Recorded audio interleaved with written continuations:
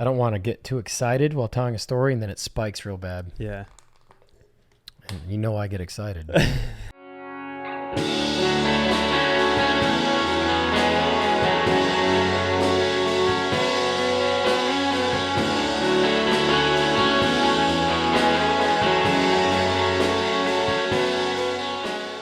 I got a Duncans Coffee in my hand, so the excitement is real. Heck yeah. At 9 o'clock at night.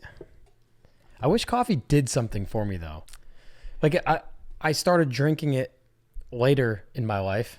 Yeah. I'm 35 now, and I started drinking it when I was at least 29, maybe. And I started drinking coffee because I realized it wasn't quite so taboo to get, like, extra cream and sugar in your coffee. And I didn't drink coffee to begin with because I like the idea of drinking coffee. Yeah. So since you don't drink alcohol, nor do I, Yep. I didn't have that social construct built around a beverage. So it's, let's go get a drink.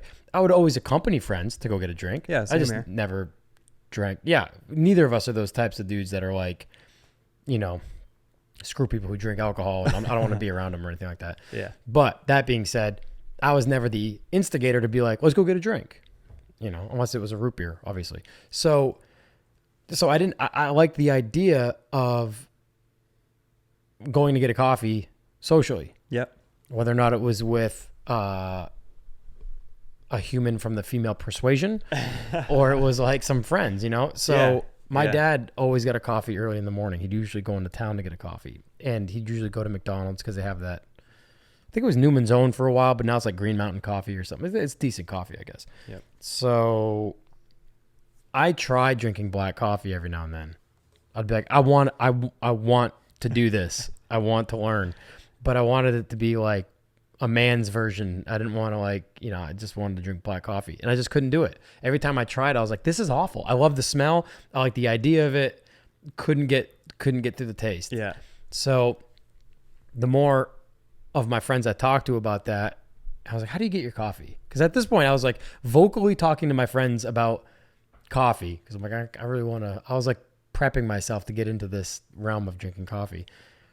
And so anyway, I think I first tried it with extra cream, extra sugar. And I know that sounds ridiculous now, but at the time I tried it and I actually really liked it. And even from the get-go, I was like, this is actually pretty sweet. So I went down to like extra cream, regular sugar for a little bit. Yeah. And so anyway, long story short, I got into it that way, like later in life, like late 20s, or maybe even had been 30, and got into it that way. And now I basically just get a regular coffee with the regular amount of cream and sugar that they make, however a place may make it. But then I got hooked on like flavors and stuff in coffee. Of course, yeah. Now. But to add to that, especially since I eat a little better now than I have ever in my life before, that flavor obviously has enough sugar in it, so I won't get sugar added. Yeah. And since I've got this intermittent lactose intolerant thing going on because I'm getting old and my body's like rejecting everything I'm trying to give it, I'll only get like one cream or something. So although I'm getting the flavors, I've leaned off getting actual sugar in it and the cream, or at least ordering the sugar and cream. I'm hoping one of these days I can go to a black coffee. But I get it. The argument for people who do get cream and sugar in their coffee is like, well, if you don't get anything in your coffee, you're basically just drinking bean water. And I was like, you're right. You're not wrong, Bean water. Even though I've always liked the idea of a cowboy sitting around a campfire, like making a pot of coffee, like, or a tin of coffee or whatever, like over the campfire. Yeah. This like sludgy black, just super, super stiff coffee. Yeah. And Gotta like grind up the beans first. yeah, like I like that. I like the idea of that. And I'm not like a coffee nerd. I mean, I love Dunkin' Donuts coffee. I'm not like one of those Coffee nerds don't like Dunkin' Donuts That's what coffee. I mean. That's why I'm not a coffee nerd. Yep. But I do enjoy coffee. But to go back to my very first point, I wish it did something. Like the caffeine, it was the same with energy drinks, and because I tried to get on the energy drink game back when Red Bull first got big, in like the, I don't know, mid 2000s, and I couldn't do it. It didn't do anything either. I didn't like the taste, but it didn't like kick me in the seat and get me going either. And I always thought that maybe coffee would, and if I'm ever on a long drive out of town, I'm going to be driving through the night or something like that. Like I'll drink a cup of coffee and it doesn't work. I'll drink a cup of coffee before I'm tired. I'll drink one when I'm becoming tired, and I'll drink one while I'm tired. And While you're falling asleep. Yeah. It's like none of it works. Yeah. I'll drink if I'm working, obviously my night laser shop's at my house. So if I'm working into the night on a job and, if I just feel like working late, I'll drink a cup of coffee at, like it's 9 now, 9 or 10 o'clock at night, finish the job an hour later and just go to bed. Yeah. And other than having to pee in the middle of the night, maybe it doesn't keep me awake. Yeah. I'm the same way. So I like the social aspect of it. I like the flavor and the taste of it, depending on what I get in it. But I wish, like the most important factor is missing for me. I wish I could drink it and it like worked and I could like stay alert or be more alert. Yep. Or more motivated or something. So that's how I feel about coffee. But shout out to Duncan for not seeing any of my Instagram stories that I tag them in ever. Yeah. And they're several times a week. Or a day. Man. Speaking of shout outs, for those of you who are only listening, I am currently wearing a Fitz root beer t-shirt that I got at Fitz in St. Louis, Missouri. They are one of my favorite root beers ever. And on our TGC America tour trip, on our way out to California with my E23, we stopped at Fitz in St. Louis, met a couple of local guys there. We didn't have a TGC meet there, but we had a little impromptu meet with a couple guys that met us there and was able to finally have Fitz root beer on tap where they make it. Heck yeah. In a frosted mug, no ice. Yep. Straight up. And boy, it was amazing. And the food there was amazing too. It was, yeah. It was so good. Yeah. And Kyron got a root beer float. I needed to drink the root beer straight up out of the tap. No ice.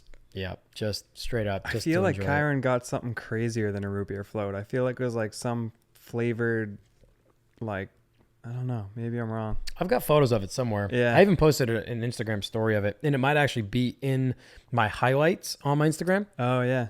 I just recently, this past winter, I spent some time going through, like, because I forgot how far back you can go. You can go back like 3 years, 2 or 3 years on your Instagram archive of your stories. So that's what you can choose from to create your highlights. So I went through, I didn't use any highlights. Like, I feel like I was the last person to use highlights for anything on an Instagram page. But I finally decided, and I got kind of artsy with it. I even went, and I'm not a graphic designer, but I went onto my computer and designed correlating thumbnails for all the stories. Right, They're black with a white logo. And so each one, like all my travel highlights for each year is like an outline of the world, like the globe, basically. Mm-hmm.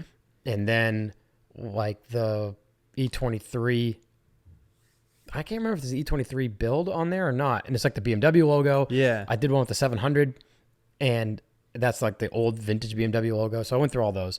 And I think on the TGC, there's two, because in a story highlight, they only allow you to post 100, which is a lot, but that's the cap, is 100 stories in one highlight.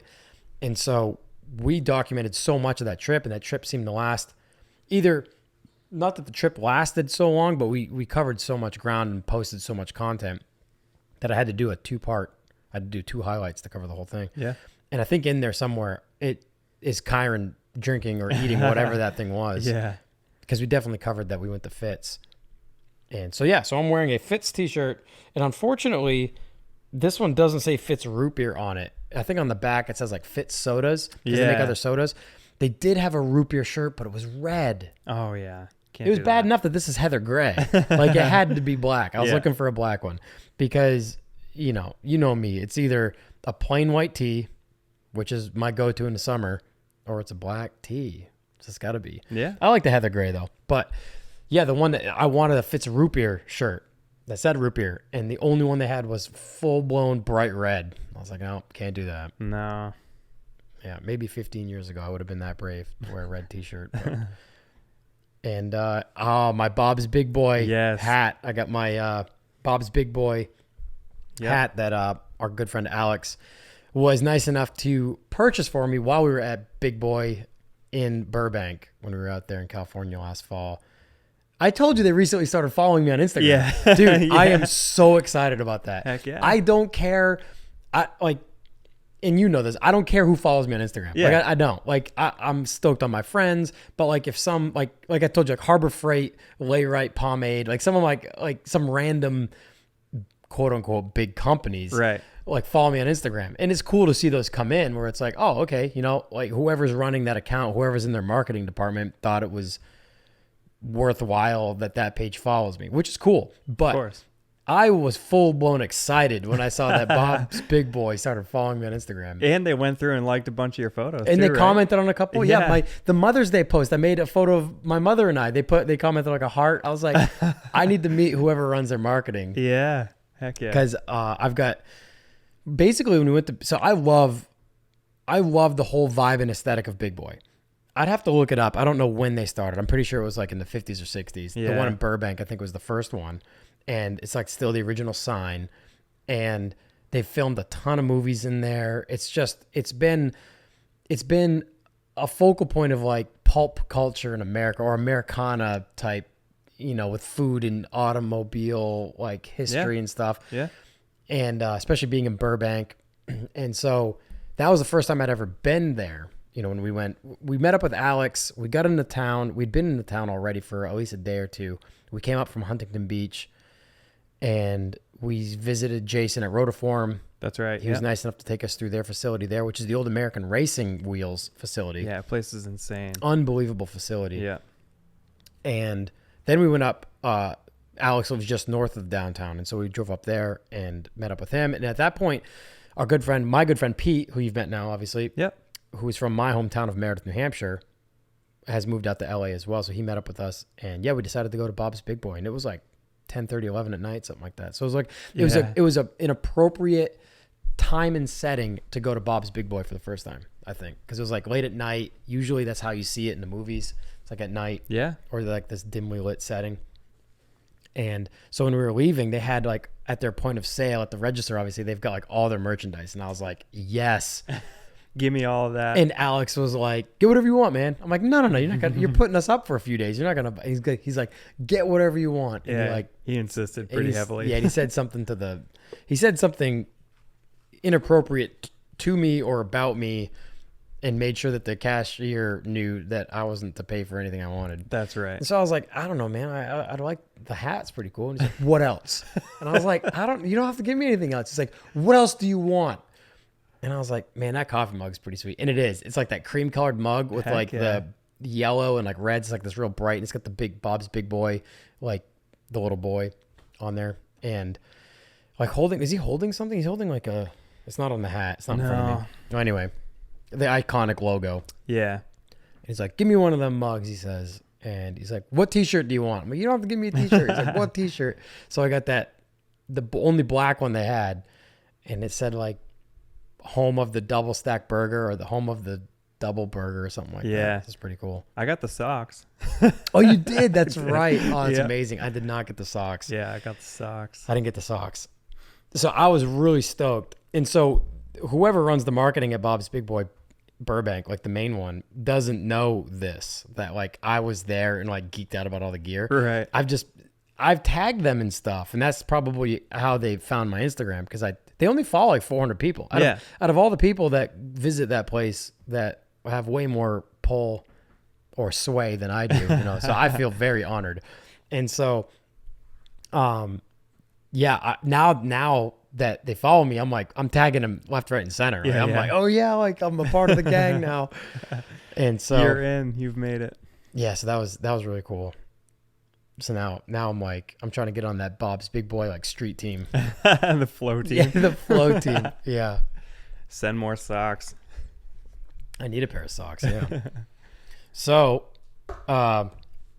we'll get into it a little bit later. I don't want to keep opening up a sore wound, but I might be headed back out there here in a couple weeks. Yep. And I do want to use that as a focal point of this episode, but we can warm up into this a little bit more and and talk about a little bit more chit chat, I guess. There's not really too much news, I don't think. This is Memorial Day, and the weather was perfect here in New England over this past weekend. I mean, it was perfect. And I toasted my foot real bad last weekend just before last weekend when we were riding. I might have mentioned that on last week's episode. So I babied my foot like all week. I didn't get on. It was beautiful all week. And it was a slow week for work. So I really wanted to ride. The new Shadow Conspiracy gear had come in for last weekend. And I wanted to ride more and wear the gear because now I'm a little bit more ballsy with the ankle and shin guards on. Yeah. But I decided to just stay off my bike all week, let my foot heal. Even as we speak, it's still pretty tender inside of my left foot there. And when you pedal, obviously, if your crank arm comes around, it just rubs up against it. It's like, hurts pretty bad. So tomorrow, actually, I ordered some of the new Vans Skate Pro or High Pro, whatever the mid top shoes. Yep. Those are supposed to be in tomorrow. So I'm excited to ride again in a shoe that's got more padding than these Vans Classics. I pulled out like one of the old pair of Adidas's or for those listening in Europe, the Adidas. That have way more padding, but there's no tread left, and they really put a lot of pressure on my small toe, both feet, and after a while they really start to cramp up, and that base knuckle of your small toe, I don't know about on everyone else's feet, but I can almost touch the side of that knuckle from the side of my foot. You know what I mean? Like it's just kind of out there, I guess. Yeah. And in that shoe, that cramping like almost bruises it in a way, like when I'm riding and my feet are moving around inside my shoe pretty tightly. And so so those are just no good. So I'm like itching for some new shoes. But that being said, I didn't ride this weekend until this evening when we rode the Londonderry skate park. Yep. And I went down pretty hard. That was not fun. I know you missed it, but man, I came in off this quarter pipe and I was flying. I came off that bank, the sub box, and jumped into that wooden quarter pipe, that new one that was like added. One. Yeah.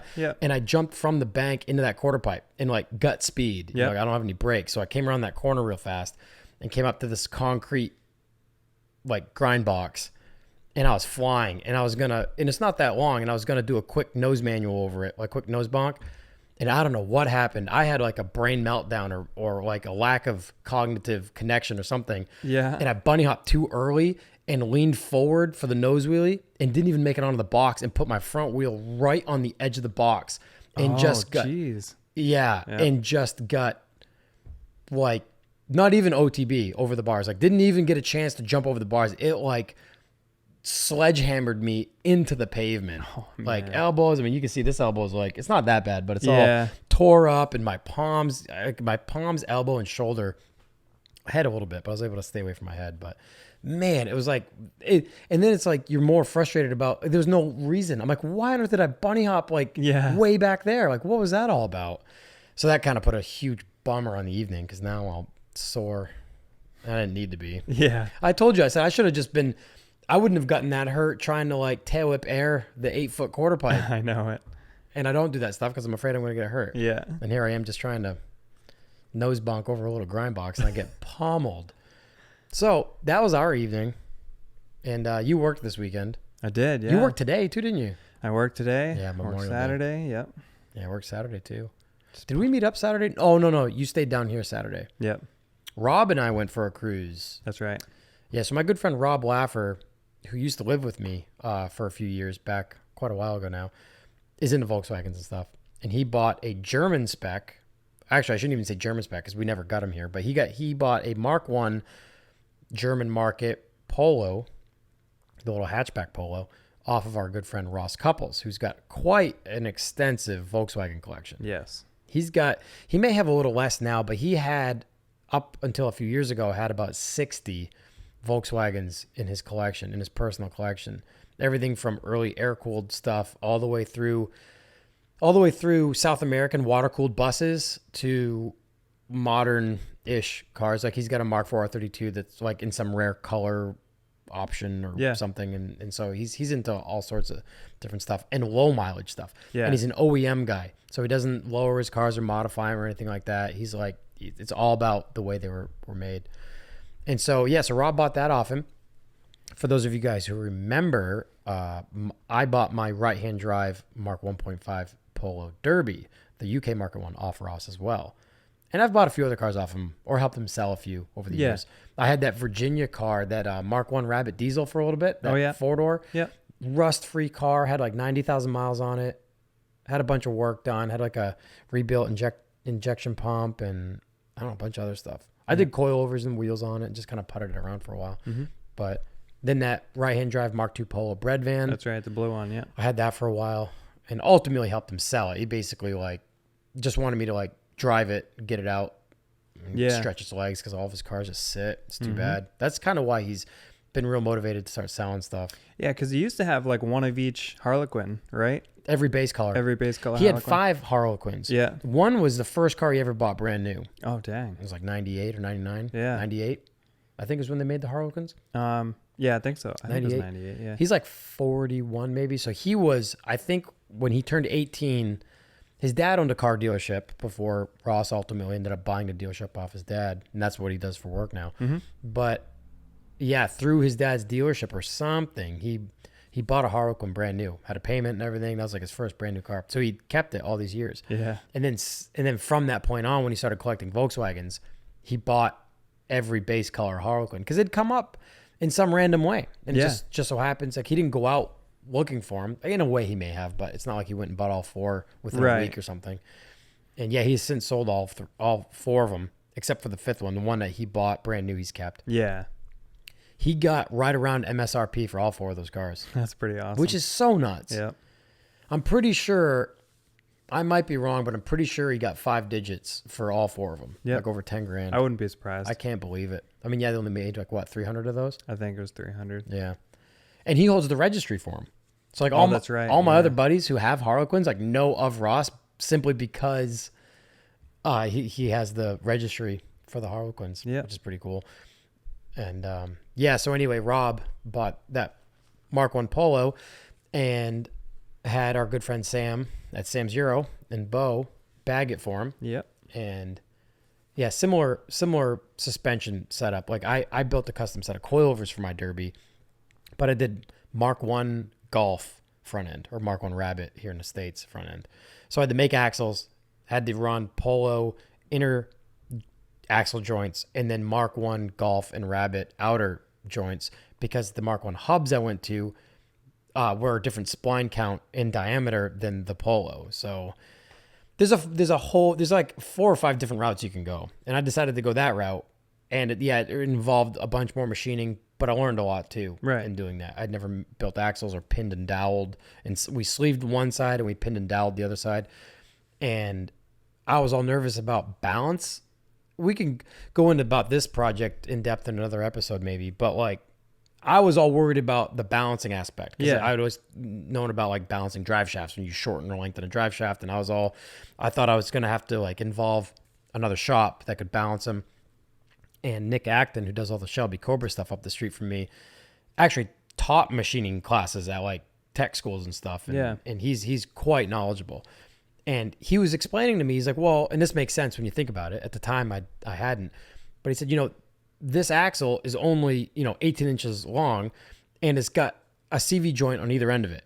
And it'll be able to move in and out of that joint, and it'll move, like the joint itself will move around. Yeah. He's like, you have a lot more allowance on balancing this axle than you would with like a long straight drive shaft that's going in and out of like yokes or like U-joints, basically. Yeah. So when we finished, he helped me machine and TIG weld up the axles, and we put them in his lathe and spun it in the lathe, and basically we used his lead hammer and we just hit a high side, we'd spin it, and at first it was visibly not balanced. I mean, to begin with, like they were pretty straight. We jigged them up and they were pretty straight, but the machine would have a little bit of a vibration, and we'd find the high side and we'd give it a good tap, and then we'd spin it again, and we spun it until there was no vibration in the machine. Like the machine was steady as could be. Yeah. I'm like, all right.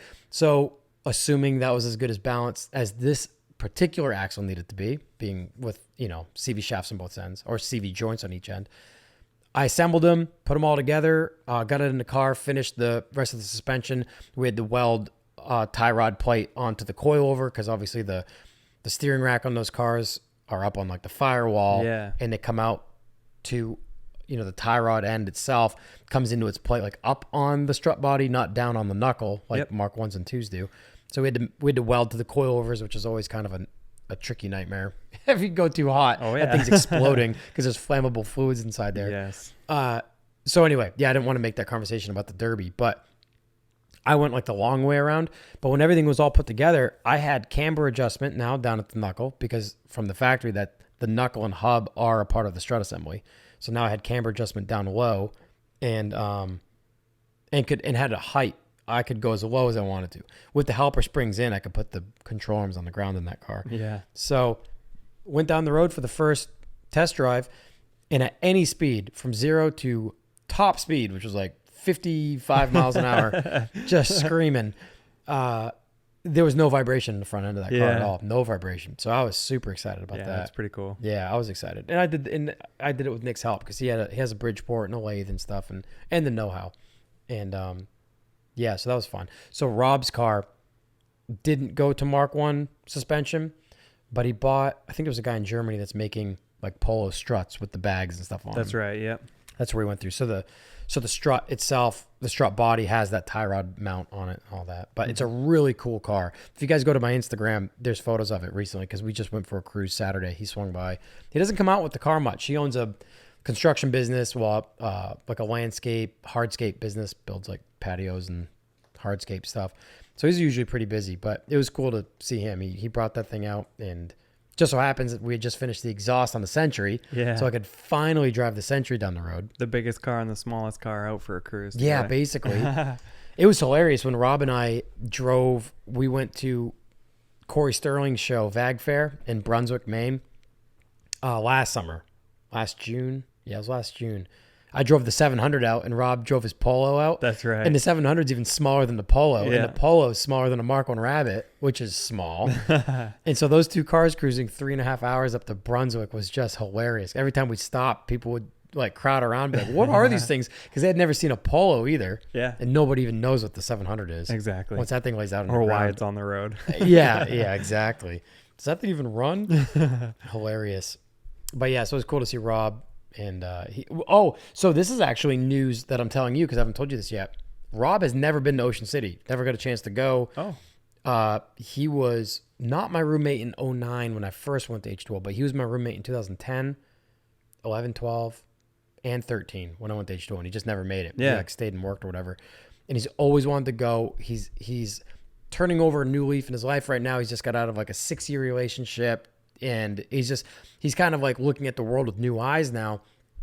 And, in his past relationship, he was not as, he just didn't do much car stuff. It just there wasn't room for it in that relationship. So now he's like all excited about it. And he was asking if I was going. I'm like, yeah, dude, every year we're going. Without fail. So bringing the Century. We're going to cruise. We're going to do the podcast of the Century. Yep. I can't wait. And so he's all piped up now. And so I told him, I said, I'll talk with Corey about the house. If the same house that we got last year is available, Rob said he's in. Cool. I was like, well, I'll talk to you. And Rob goes, just count me in. And when you guys sort out the house, he goes, let me know what I owe you. Yeah. Like, perfect. So he's super excited. I said, we're going on to Chattanooga most likely from Ocean City. So you might have to drive back home on your own, but he might leave Sunday anyway. So he could justify leaving his crew to work Wednesday, Thursday, Friday if he drives down with us on Wednesday. Yep. And then he'd probably go home Sunday, so he's really only missing 3 days of work from his crew. Gotcha, yep. He trusts his crew. So he's like, yeah, I can leave him for 3 days because I don't know about taking a full week off. The Monday may be the hard one. Yeah, after the weekend. All the guys called out. He gets home and they're showing up at like 11. Yeah, so it'd be really cool because Rob's an old friend of mine. He used to skateboard and he was always at the skate park. When I was younger, when I rode, he was always at the skate park. Yeah. I went to a different school. I didn't go to my local public school where Rob did. That's right, yeah. But I knew him through the skate park. So it's really kind of cool that we both had like extreme sports in common. And then we both had cars in common. Then we lived together for a while. And then he started a business. I started a business. Now whenever we hang out, we compare notes about like just life as like business owners. Yeah. I don't have to deal with the employee end of it. Right. But yeah, it's just kind of like, we just kind of understand life through the same eyes in a way. And so he's excited to go to Ocean City. So I'm excited about that. That'll be cool. I told him, I said, dude, that little pole cruising down the strip, people are going to be so stoked. Absolutely. Because there are a handful of those here in the States, but you don't see them all the time. So yeah, he's excited. As am I. I'm excited to get down to Ocean City. and cruise the Century. Oh man, I can't wait. I can't wait either, man. Because I've been on the fence about whether or not I really want to sell that car or not. I don't, first of all. Of course. But money doesn't grow on trees, and I don't want to sell the 700 or the Corvair, and the Cabover needs to get done. And so rather than piecemealing the Cabover by just justifying the amount of money I want to spend on the car, on that truck, I'm like, oh, if I sold the Century, I could just go all in on the Cabover and find a really cool trailer, because that's the next. I don't know if I've talked about that on this podcast or not, about the new plan for the Cabover. I don't know if we did or not, but like I told you the other day, it is now in front of the garage. Yep. Air is in the tires. It has been moved for the first time in 5 years, and it's on the pavement pad in front of my dad's shop right now. I hope everyone is listening. Yeah. For everyone who has been riding me on this for the last 5 years, including Robert Overhauser from Wolf Technic. He's always like, COE, get on the Cabover. I'll buy some new project. He's like, Cabover. I'm like, yeah, I know. So I have a new theme idea for that truck. It originally was going to carry the Corvair on the back, which still would be an amazing project, but I'm a little bit more stoked on the new idea. Yeah. Which I'll talk about more in another podcast probably. But I'll put the bug out there. I want to haul. Basically what the Cabover is going to be is it's going to be a stretched frame Cabover, like cab and chassis road tractor. So for those of you who don't know, it's got a 12-valve P-pump, 6PT Cummins turbo diesel in it with an NV4500 5-speed manual behind it. We've had to basically custom build everything. The cab's over a modern Dodge chassis that we've, customized to lay frame, basically. It lays body. Basically what I want to do now is run it as a cab and chassis, like road tractor, stretched frame road tractor, but haul a period correct 1950s like Dorsey round nose trailer. Yes, absolutely. But the tricky part is I've been looking at a lot of these, and there's some stainless steel ones for sale on like eBay and stuff, like the round nose Dorseys, but they're a deck over. If this makes any sense, the deck, it's a single axle dual wheel rear axle, and it's just a deck over. There's no like fender arch or wheel arch. It's just the straight trailer sits over the top of it. Yep. The one I found in Minnesota, that I posted photos of on Facebook, that I've called the guy about. Yeah. But he won't sell it separate from this other truck, and he just wants way too much money for it. This Dorsey round nose, it's not really quite a round nose, but this Dorsey trailer, it's a 1959. It's a single axle, dual wheel setup, and the wheels, it has this high radius like wheel arch. Yeah. Like over the wheels. So the trailer is a low sitting trailer because the trailer itself, the bottom of the trailer doesn't have to sit above the tires. It's got a big deep wheel arch, which means that trailer could be bodied and bagged much easier. Yeah. And so that's basically my plan. I'll talk about the project more in depth in another podcast episode, but the plan now is to find a 1950s Dorsey trailer, full enclosed tractor trailer with the wheel arches. Yes. And build a full custom axle, modern axle in the back, body drop it, bag it, hopefully have enough room to put the 700 inside, because obviously those wheel tubs are going to have to go up higher to bag it, and then build a false floor above those wheel tubs. The one I found in Minnesota, I don't know exact dimensions of, but I'm almost positive the 700 or the Corvair would probably fit, because the Corvair's got a roof chop and they're on air suspension. I think they would fit. If they would fit width-wise, which the 700 totally would. Of course. 700 could drive through this apartment, no problem. But that's my new plan. Yeah. And I'm hooked on it. I'm hooked on and doing a quick disconnect for the air suspension. Yeah, it's super cool. So I can control the air suspension in the trailer either separately or with the Cabover. Mm-hmm. And that thing laid out with the trailer behind it laid out. 1950s, all period correct.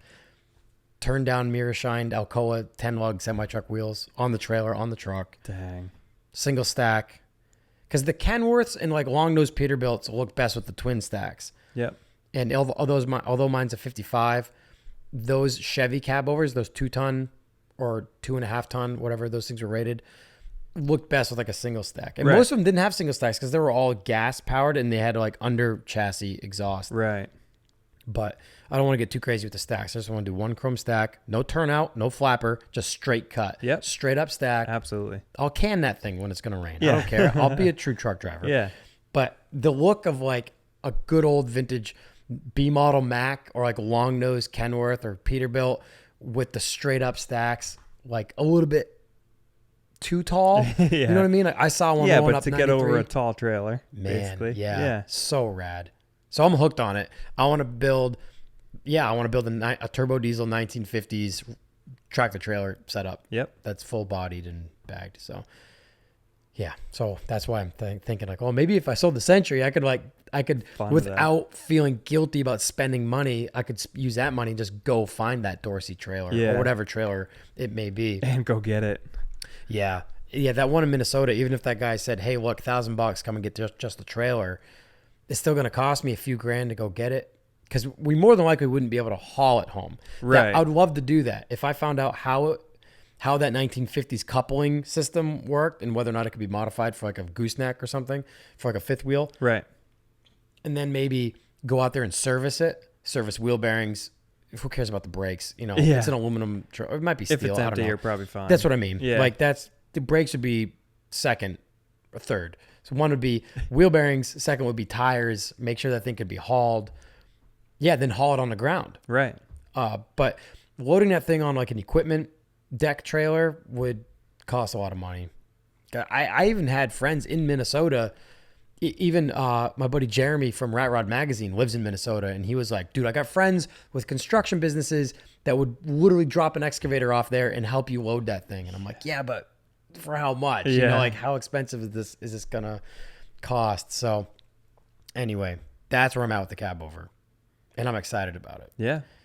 And just the hint, I threw it out there in conversation with my dad today, just the hint of hitting the road for a few weeks next month. He's like, well, might as well roll the Cabover back to where it's old spot. And I'm like, and I was like, I could tell he was actually disappointed. And Yeah.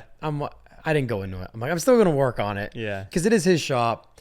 And I know he's excited to work on the truck. And It's awesome that he's just as excited about stuff like that. yeah. And I'm grateful for that because Yeah. I wouldn't tackle a project that deep without him because he can help navigate a lot of engineering or fabrication hurdles that would take me forever to figure out. Yeah. So I just know my limits. I know how much I can bite off if I'm doing it by myself. Yeah, that's like the fine. Century, That's like that good. was, it had its challenges here and there, but like I traversed it and you know, basically worked on that car late nights alone. You know? Yeah. And so I know my limits, and I know that I wouldn't have started that Cabover project if I was building it alone. Or if I did, I'd know that it would be, I say long term. That's what this has become, but like longer term because I'm learning different stuff as I go, and Yeah. some things may get redone, redesigned, etc. So yeah, I'm grateful that he's excited about it. But I had a feeling that if, you know, when I told him that I was going to be possibly hitting the road for a few weeks, you know, amidst being excited and motivated about the Cabover and moving it up to the front of the shop, because like the front wheels aren't seized up, but I told you the rear duals are seized right up. Yeah. It's I crazy. drove that Dodge before we tore that Dodge down and then put the Chevy cab over it. And yeah, it's sat there for 5 years. Now everything's rusted up. Oh, Everything's man. seized. I'm like, I'm so bummed. I'm legitimately upset at myself for letting that thing sit that long. Yeah. And I know my dad is too, because my dad's like, you just made more work for us. I'm like, I know. I'm sorry. Yeah. He's a realist. He is. And as an adult, I've learned to like take that as it is Yeah. and not like let it get to me. No. like, be upset. Yeah. Yeah. But yeah, so that's upcoming. But on your front, you've been working on a sweet oval window Beetle Yes. 55. 55. That Yeah. thing's sick, man. Yeah, man. I love that car. And it looks like a real nice car too. Yeah. Somebody else had done a pretty full restoration on the car. It looked good. They put like the lime bug suspension, the narrowed front beam, and I was surprised you said it had a line bug beam in it, because like Yeah. I said, those boys in England are more. I mean, they obviously make like OEM and OEM plus stuff, but they're known for building air beams, Yeah. narrowed air beams. Like if you have line bug stuff on your Volkswagen, it's to basically put it on the floor. Right, exactly. So it's kind of cool that that's got like a street brand like beam in it, you know. It's fully adjustable too, and obviously it's close to the top of its range. It's not low at all. And the car it's relatively low, but it can go all the way down. Of you course know what it I mean? can. Yeah. But yeah, it is super clean and it looks it. Yeah. So, but as I started saying, someone had done like a pretty complete restoration, but got to the finish mark and like couldn't get it to run right, and like just kind of rushed through some things and kind of half-assed it. So basically it came to us and I tore it all back apart and fixed it. The motor looks real clean though. Yeah, it was. Yeah, it was. It was all new. It was all rebuilt. The engine was rebuilt. The heads were new. It has Porsche heads on it. But they couldn't get it running, right? Yeah. Was it a fuel issue, carb issue? Or? It was a little bit of everything. Oh, yeah. goodness. I completely just actually. I did work on it a little bit on Friday, but today, all in one day, I pulled the engine, rebuilt both the carbs. The fan had been put together incorrectly. They didn't shim it correctly, so I rebuilt all that.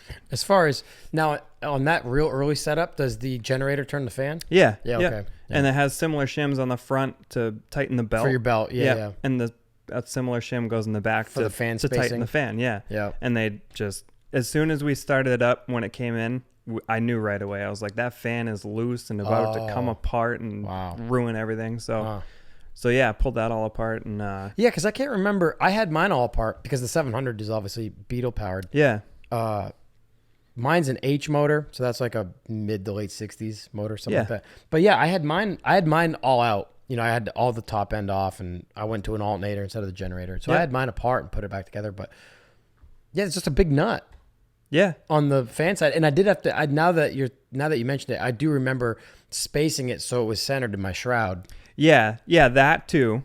And basically, when I took it apart, there were no shims in the back. So literally, the big nut on the back for the fan tightened against the fan, and it tightened all the way against the shaft, but it didn't tighten onto the fan. Yeah. So you could move it like an inch back and forth, and as soon as you started the engine, it made all this noise. Jeez. Yeah.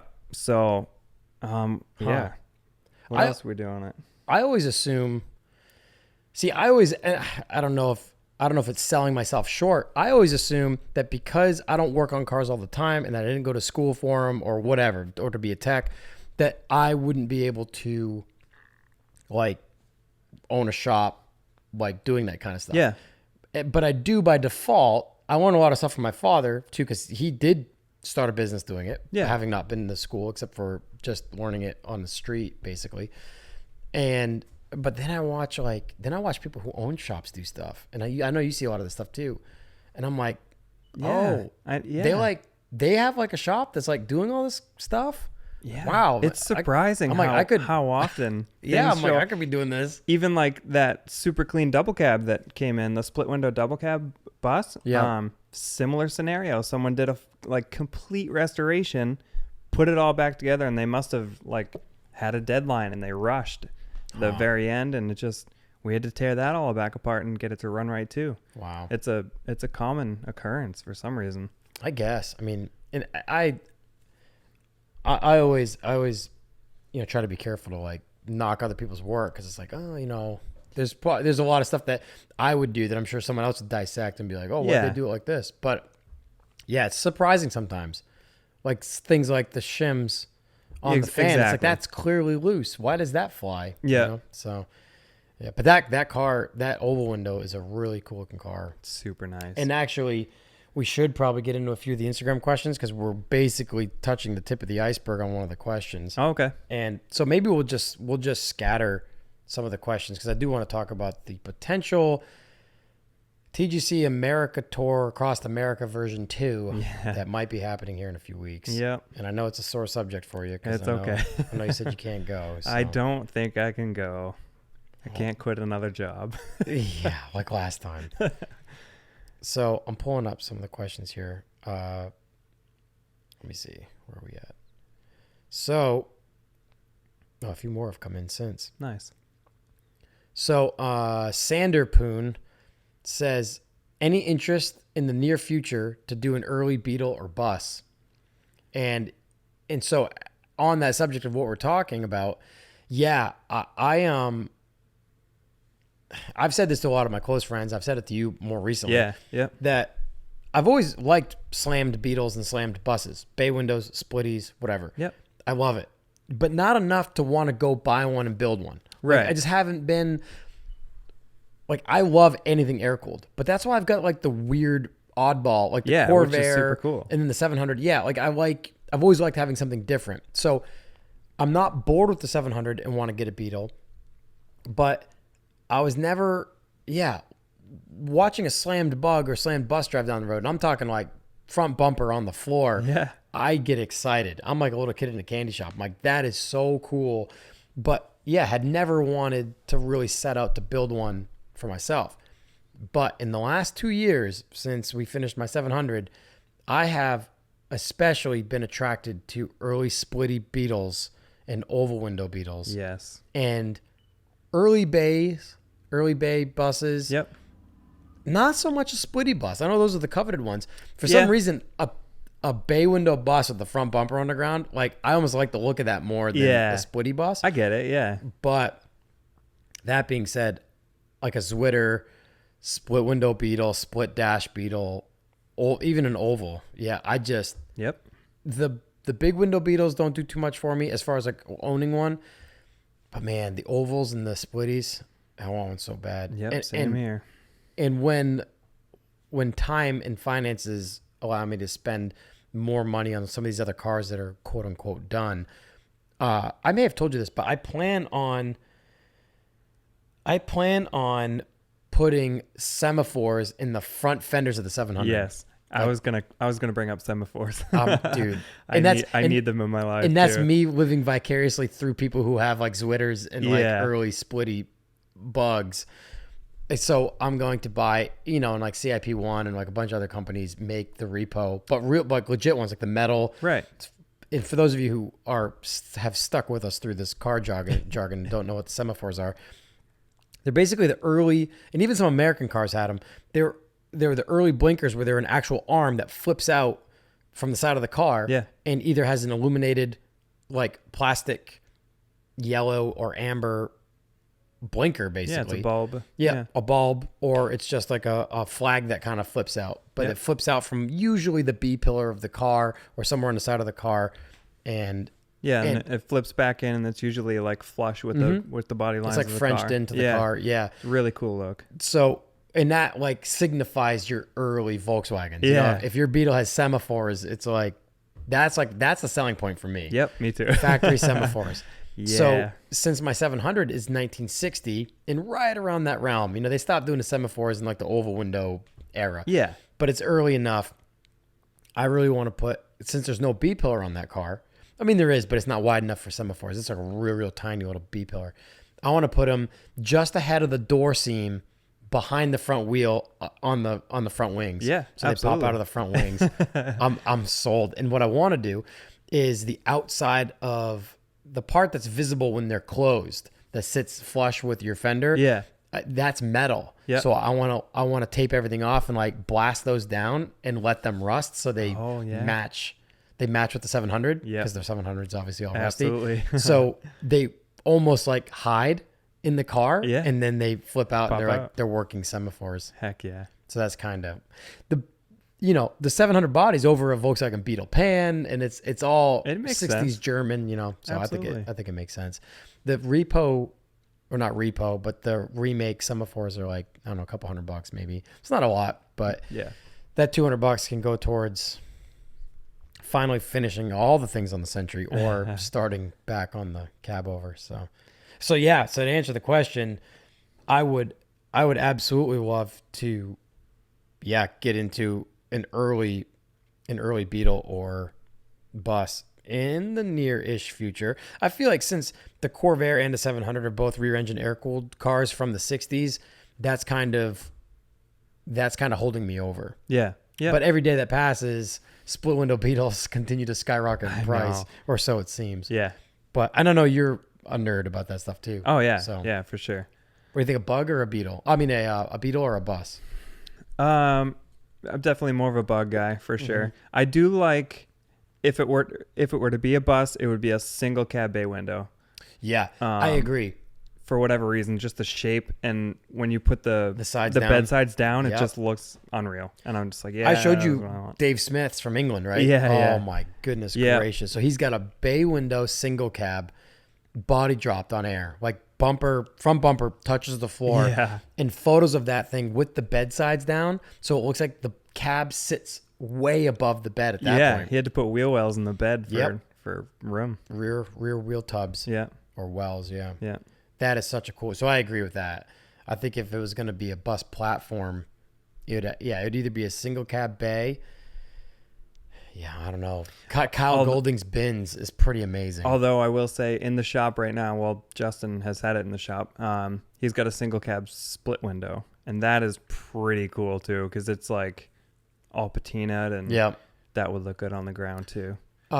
Brian Allen, that guy that has a shop down the street from me, still has that single cab transporter. Oh yeah, that's That right. Splitty. Yeah. But he backed it away from the road. It's like back at the shop now, and the for sale sign's out of it.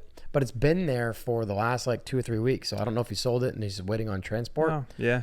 or he's just decided to keep He it. didn't want too much for that either. 18, I think he said. Well, 16 or 18. no, he probably had it listed for 25. Yeah. He said the lowest he would take would be 18. Gotcha. But he wasn't advertising that. Yeah, that's right. Okay. He's like, I'd like to get 19 or 20. I'm probably going to ask a little more. Bottom dollar would be 18. Yeah. He That might was- have said 17. That but was I to think pay it for 18. that new C8 that showed up, right? Yeah, last time we rolled in. Yeah. And it was getting delivered, a month ago? Yeah. So in the middle of this Quarantine. coronavirus, he's getting a white C8 Corvette delivered. But he probably ordered it, over the winter Yeah. or last fall. I don't know what the turnaround time is on Yeah. that stuff, or waiting list or whatever. Yeah. He's But like, he's like, shoot, now I got to pay for this thing. He probably wasn't like, shoot. He's probably No, like, I know. Yeah, I know what you it's mean. funny though. to say, yeah. But knowing that guy, he's probably just like, yeah, well, he basically was selling it because he needed the room, Yeah, yeah. not to free up the finances. It must be nice. Yeah. Must be nice. We could try to hammer out a couple other questions. We got a couple Norway questions. So, Truls Venman says, have you ever considered traveling to Norway? Yes. Yes and yes. So, my buddy Stephen Foxall has moved from the UK to Norway. Yep. And he just bought a 964 911 too, by the way. A beautiful red 964. But he has a Defender, and he goes out into like the great expanse of Norway. Yeah. And just like camps out in the mountains, and it's unbelievable. I love watching his stuff. Like he'll take a weekend and just drive out into the middle of nowhere and camp out in his Defender, and it's so cool. Yeah, that's So cool. so I've always been intrigued with Norway as a country. But to go with that, my friend Arndt from Norway, who Yeah. let's talk about Arndt for a second. So Arndt asked, do you prefer the highway or side roads, with a smiley face? Definitely the side roads. I Yeah. prefer the side roads. Back roads, yeah. Unfortunately, sometimes when you're going somewhere, you're bound to the highways, unfortunately. But yeah, near where we live here in New Hampshire, there are some seriously cool, windy, paved roads through the woods, through the mountains. Yeah. We do. Up the coast if you go. Yeah, into Maine. Yeah. Yeah, so we're not. A lot of my friends that come over from England or from Europe are under the impression that all American roads are straight and flat, like you see in the movies in like Yeah. Arizona or like Kansas or something. But in the Northeast, even in the Southeast and like the Smoky Mountains and stuff, we have so many unbelievable windy, good driving roads. So that was Arndt's question, but Arndt is from Norway. Right.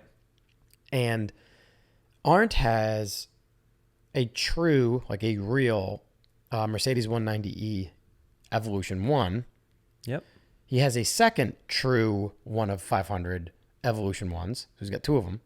One's like pristine condition. One was a wreck that he's slowly rebuilding. Right.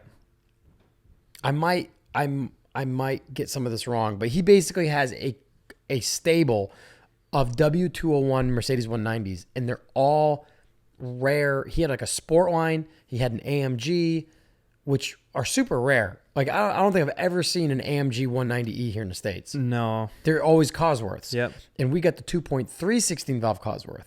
Europe got the 2.5. That's right. 16 valve Cosworth. Yep. So, and then his is the Evo, which was only one of 500 ever made. And his brother has an Evo 2. One of 500 made. Yeah, it's not fair. Dude, those are $200,000 cars now. I can't believe it. On the low end, yeah. So, Arndt drives the Evo from Norway to Germany to the Nürburgring. Yep. Drives it on the like races it hard, hammers it on the Nürburgring, yeah, and then drives it back to Norway. So he said in the next couple of years he's planning on doing another one of those trips, and I was like, "Yep, I'm coming. I'll be there." And he said, "You are welcome." Yeah. So to go along with the first question, yes, I've thought about coming to Norway for a few reasons. One, to see that incredible country and to see some friends that I've met through the internet and know personally in Norway, and also to get in a real Evo 1 and drive down to Germany and then drive the Nürburgring in it. Jeez. Would be that's like European automotive car enthusiast dreams right there, know? Yeah. That's incredible. Man. It's almost like driving a BMW M1. Yep. Did we talk about that on the last podcast? We did. Or did we just talk about that as a story? We might have talked about that in the podcast. Yeah. I can't remember if we just had like a in-car conversation. Oh, here's a quick one. Sean Tootle, Trailer Park Boys or Letterkenny? Letterkenny. I knew that was coming. Yeah. I can't accurately answer that question because I haven't watched enough Letterkenny. In my opinion, they both seem, I don't want to get crucified for this, pretty similar as far as like humor goes. It's like Letterkenny is better production. When Trailer Park Boys first started, it was literally handy cams. Yeah. But that was the point. It was part of the aesthetic. It was just and that was probably the budget. It was Right. Like, we're just going to make some crappy show, Yeah. And then it just took off. Bubbles is by far one of my favorite characters in any show ever. Yeah. Just like the whole idea of Bubbles, his aesthetic, the giant glasses, the way he talks. Yeah, I can agree with that. The fact that he's like obsessed with kitties. Yeah. Like cats. He's always rescuing cats. He lives in a shed in a trailer park, and the shed's filled with cats. And his hustle is he goes to the supermarket, and there's like an embankment off the edge of the parking lot, and he retrieves the shopping carts that have fallen off and he takes them back to the trailer park and like fixes them and re-welds them and stuff, and then he like sells them back to the supermarket. Yeah, that's right. And the right. dude at the supermarket like is like he like knows is like you can't be doing this to us, And yeah. Anyway, so I like that part of Trailer Park Boys, but I haven't watched enough Letterkenny to really understand all the inside jokes and. Yeah, once you get into it. Yeah, we'll come back to a few of the other questions. Well, let's just bang these out. We'll answer them quickly, and then we'll talk about the American Tour version 2. Race car. That was a VQ powered something, Yeah. wasn't it? Yeah. Obviously. Step 1, take muffler off. Step 2, drive like an idiot at all times. Yeah. I think we roasted them in the last podcast too. Did we? I think Oh my goodness. I'm sorry, boys. Nah. Sorry, not sorry. We're not sorry. TDs, Dylan Keener says, how much does it normally cost to do a big driving trip? I'll let you know in another month. No, I mean, right now, exceptionally cheaper because the cost of fuel here in America is incredibly cheap right now with what's going on. So on average, we're below $2 a gallon. We're at like 170-ish here in New Hampshire. Out in the Midwest for a while, I can't remember if it was Kentucky. There was one town that made the news because it dipped under $1. It was in 2 digits again. Yeah. Which is pretty nuts. So I have kind of a dumb question maybe. Are gas prices so low because of this whole coronavirus thing, or would they have been this low no matter what? I think, and this is speculation, I literally have no idea what I'm talking about.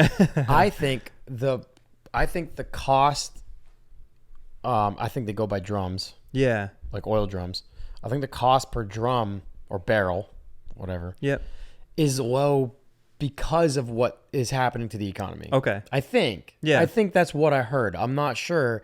So I guess through the whole vine, it would be basically because of coronavirus. Gotcha.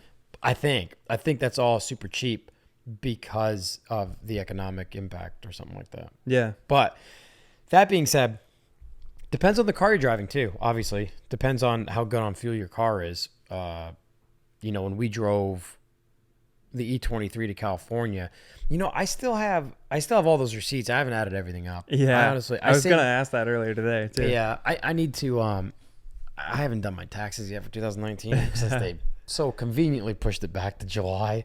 Yeah. So I haven't gone through all my receipts yet. So I'm curious as well to see. I mean, that E23 fuel tank is really big. We drove long distances on tanks of fuel. Yeah. Like long distances. That was like a 30-gallon tank in that car or something like that. Yeah. And I don't know how big the Century tank was. I don't think it was quite as big. Not quite as big, and it's a V8. Yeah. I don't think it was getting quite as good gas mileage. But, I mean, he asked how much does it cost normally. I don't know. I mean, I'm thinking about hitting the road to California and then up to Idaho and all the way back again in my Mark V 2.5 Jetta, which is a 5-cylinder. It's a manual. And that gets pretty good gas mileage. I haven't figured it out yet. I should probably just do the math and figure that out. But I can get, so the last girl I was dating lived in New Jersey, and I bought this car basically for that commute. Yeah. I had a V8 GMT 400 Chevy. And when we started dating, I was like, well, I don't want to be driving this truck, 2-wheel drive, to and from New Jersey. We were going into winter. Right. 2018 to 2019 winter.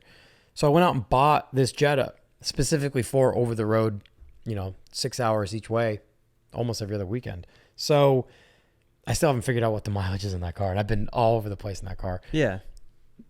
But I could make that 6-hour drive on a full tank of fuel. I could arrive at her house 6 hours in. It was like 300 miles. 300 miles? I'd say. Yeah, it was like 300. I'd always set the trip. Yeah, it was about 280, 300 miles, something like that. Maybe just over 300 miles.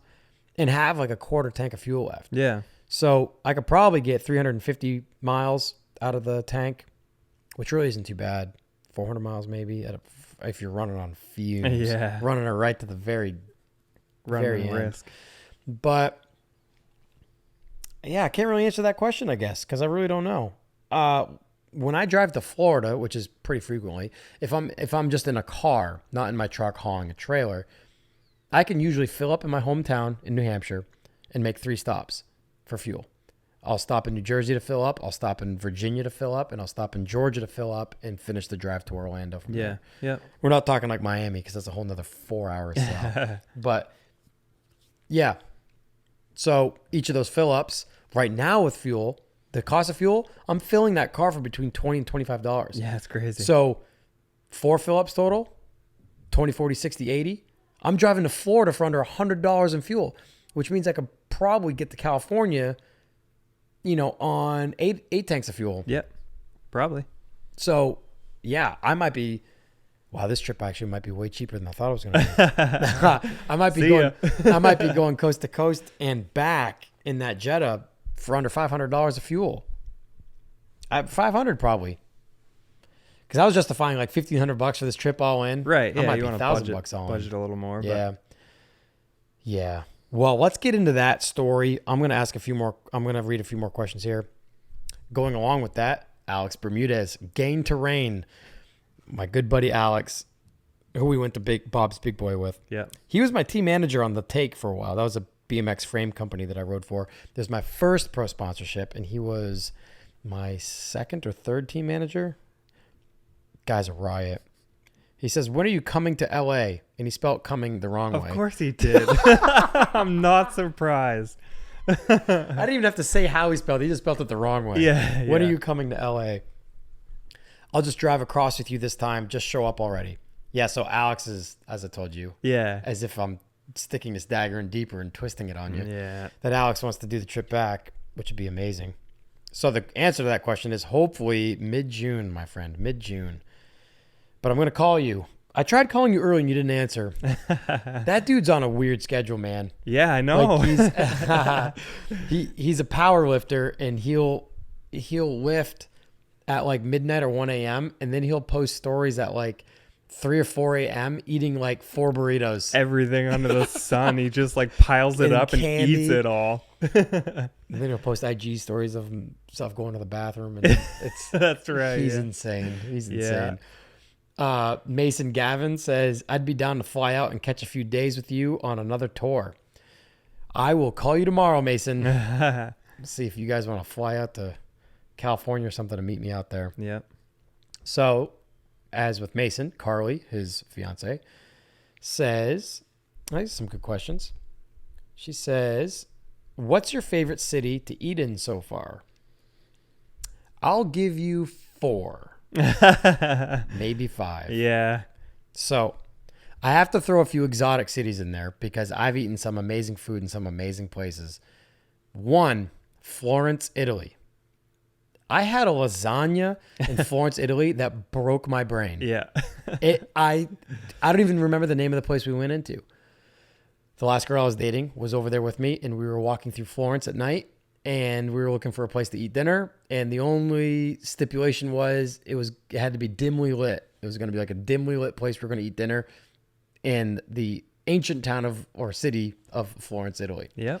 So we found this place, and it had like a little balcony above it too, and it was like just candle lit type things. So we're like, that's it. I don't even know the name of it. We walked in. They took us up these steel spiral stairs. Basically, I don't even know how someone would like walk up these stairs with food. And we sat on this tiny little like balcony thing that only had like 2 tables on it. And yeah, we split a pizza because in Italy, Of course. as you do, Yeah. and like a lasagna. And that lasagna like irreparably damaged me in a good way. Like it was so good. Yeah. It was unbelievable. Every bite. It was almost like Elmer's in Palm Springs. Yep. Which I will be hitting I was on this trip. Of course you are. Got to twist I that think- dagger a little bit more. Yeah. Because I think that was going to be my answer to the question. That was going to be one of my 4 spots. So Florence, Italy, for more than just that one lasagna, we got gelato in Florence. Even Owen Miller, our buddy Owen, Yeah. has been to Florence, and he said he actually texted me while we were in Florence. He's like, "Have you gotten gelato yet?" And I was like, "Not yet, but it's on the list." Yeah. And it was called, I wish I could remember what that place was called right now. Oh, I can see the sign. It's like this old neon sign. It's like the oldest gelato place in Florence or something like that. Oh, I can't remember the name. Oh, it's going to bug me. Well, we got gelato there, and it was unbelievable. Yeah. So Florence, Italy. Barcelona, Spain had some really amazing food. Yeah. I can imagine. I had dry cured meat for the first time in Barcelona. Yeah. Like where they just salt it and they hang it from the ceiling. That's right. Yeah. That's it. It just sits there. Not in a freezer. Yeah. You know, I was a little skittish to try it. The waiter, who spoke pretty good English, was like, "I'll just bring some by if you want to just try it." Because we had tapas at this place. We kind of already had eaten, so we were already spending money there. And he brought some over for us. And I was like, "It's like good to eat, right? It's not like bad for you." And he's like, no, it's good. I was like, all right. And I'm not too picky of an eater when I'm like not in country. Yeah. I try to like force myself to expand my horizons. And it was amazing. Yeah. And just all the other tapas, we had tapas like every day, it seemed like, in Barcelona, and that was amazing. But so that takes care of the exotic places. Number 3, these are not in like special order. Nashville, Tennessee. Yeah. Nashville, Tennessee has some of the best food I've ever eaten because I am a sucker for barbecue and Southern food, all in all. Breakfast.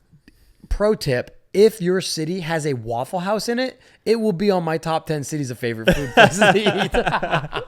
Yeah. Because I can't get enough Waffle House. So Nashville, few of my favorite spots. So shout out to Pharmacy, East Nashville. For a time, they had both Sprecher and a Beta root beer on tap there. Which is, have you been there with me yet? I have not been Oh to my Pharmacy gosh. in my entire life. That's right. I forgot because we meant to go up there for my birthday when we were in Chattanooga, and we didn't because we were too busy working on cars. And they just had a friggin' tornado rip half the city apart. They were still open though. Oh, yeah. Pharmacy Well, was still open, yeah. but yeah, it was just that a few days before we got down there that Yeah. tornado went through. Pharmacy, all local farm meat, and root beer on draft. Sprecher's from Wisconsin, Abita's from Louisiana, both of them on tap. Unbelievable. Corey's Doghouse. There's a spot in Mount Juliet, but there's also a spot on West End in downtown Nashville. Best hot dogs I've ever had. They got a menu board as big as this house with the amount of all the different types of hot dogs you can get. And bonus, best French fries I've ever had at Corey's Doghouse. Dang. Literally best French fries ever. And they had Stewart's root beer on tap there. Nice. Or in their fountain machine. Yeah. Not really on tap. Yeah. But still good enough. Like the Stewart's root beer that's in there, they don't get it with the syrup and mix with the carbonated water for the fizz. It's like they get the root beer, and it's kind of not a flat root beer, but it's a real dark stout root beer. So it's almost like it's on draft. Right. There's no added like carbonated water or whatever to mix with the syrup. So that's really good. That's a bonus. McDougal's fried chicken. That's another joint in Nashville that is amazing. A must stop. Handful of Monell's. How can we not? Oh yeah, You had Monell's with us. That's why I mentioned breakfast. Yeah, Monell's breakfast. Yeah. Family style. It's an old brick house in just outside of or in Germantown, downtown Nashville. It's an old brick house, and they've converted the rooms of the house into dining rooms. And in those dining rooms, which used to be bedrooms, have like a 10 to 15 person table, like long dining room table. And when you go in for breakfast, there's no menu. It's all you can eat for like $15. Yep. And however many people you are, there was 3 of us. It was like you, me, 4. You, Kyron, myself, and Danny. Yep. Danny Rice. That's right. Yep. Who lives walking distance from Monell's, Yeah. which is incredible.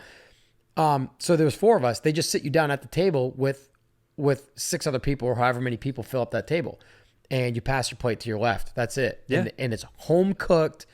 And the plates keep on coming. As long as people are still hungry at the Yeah. table, they keep bringing plates out. Everything under the sun. Your fried chicken and waffles, coffee, cinnamon buns, grits, sweet corn,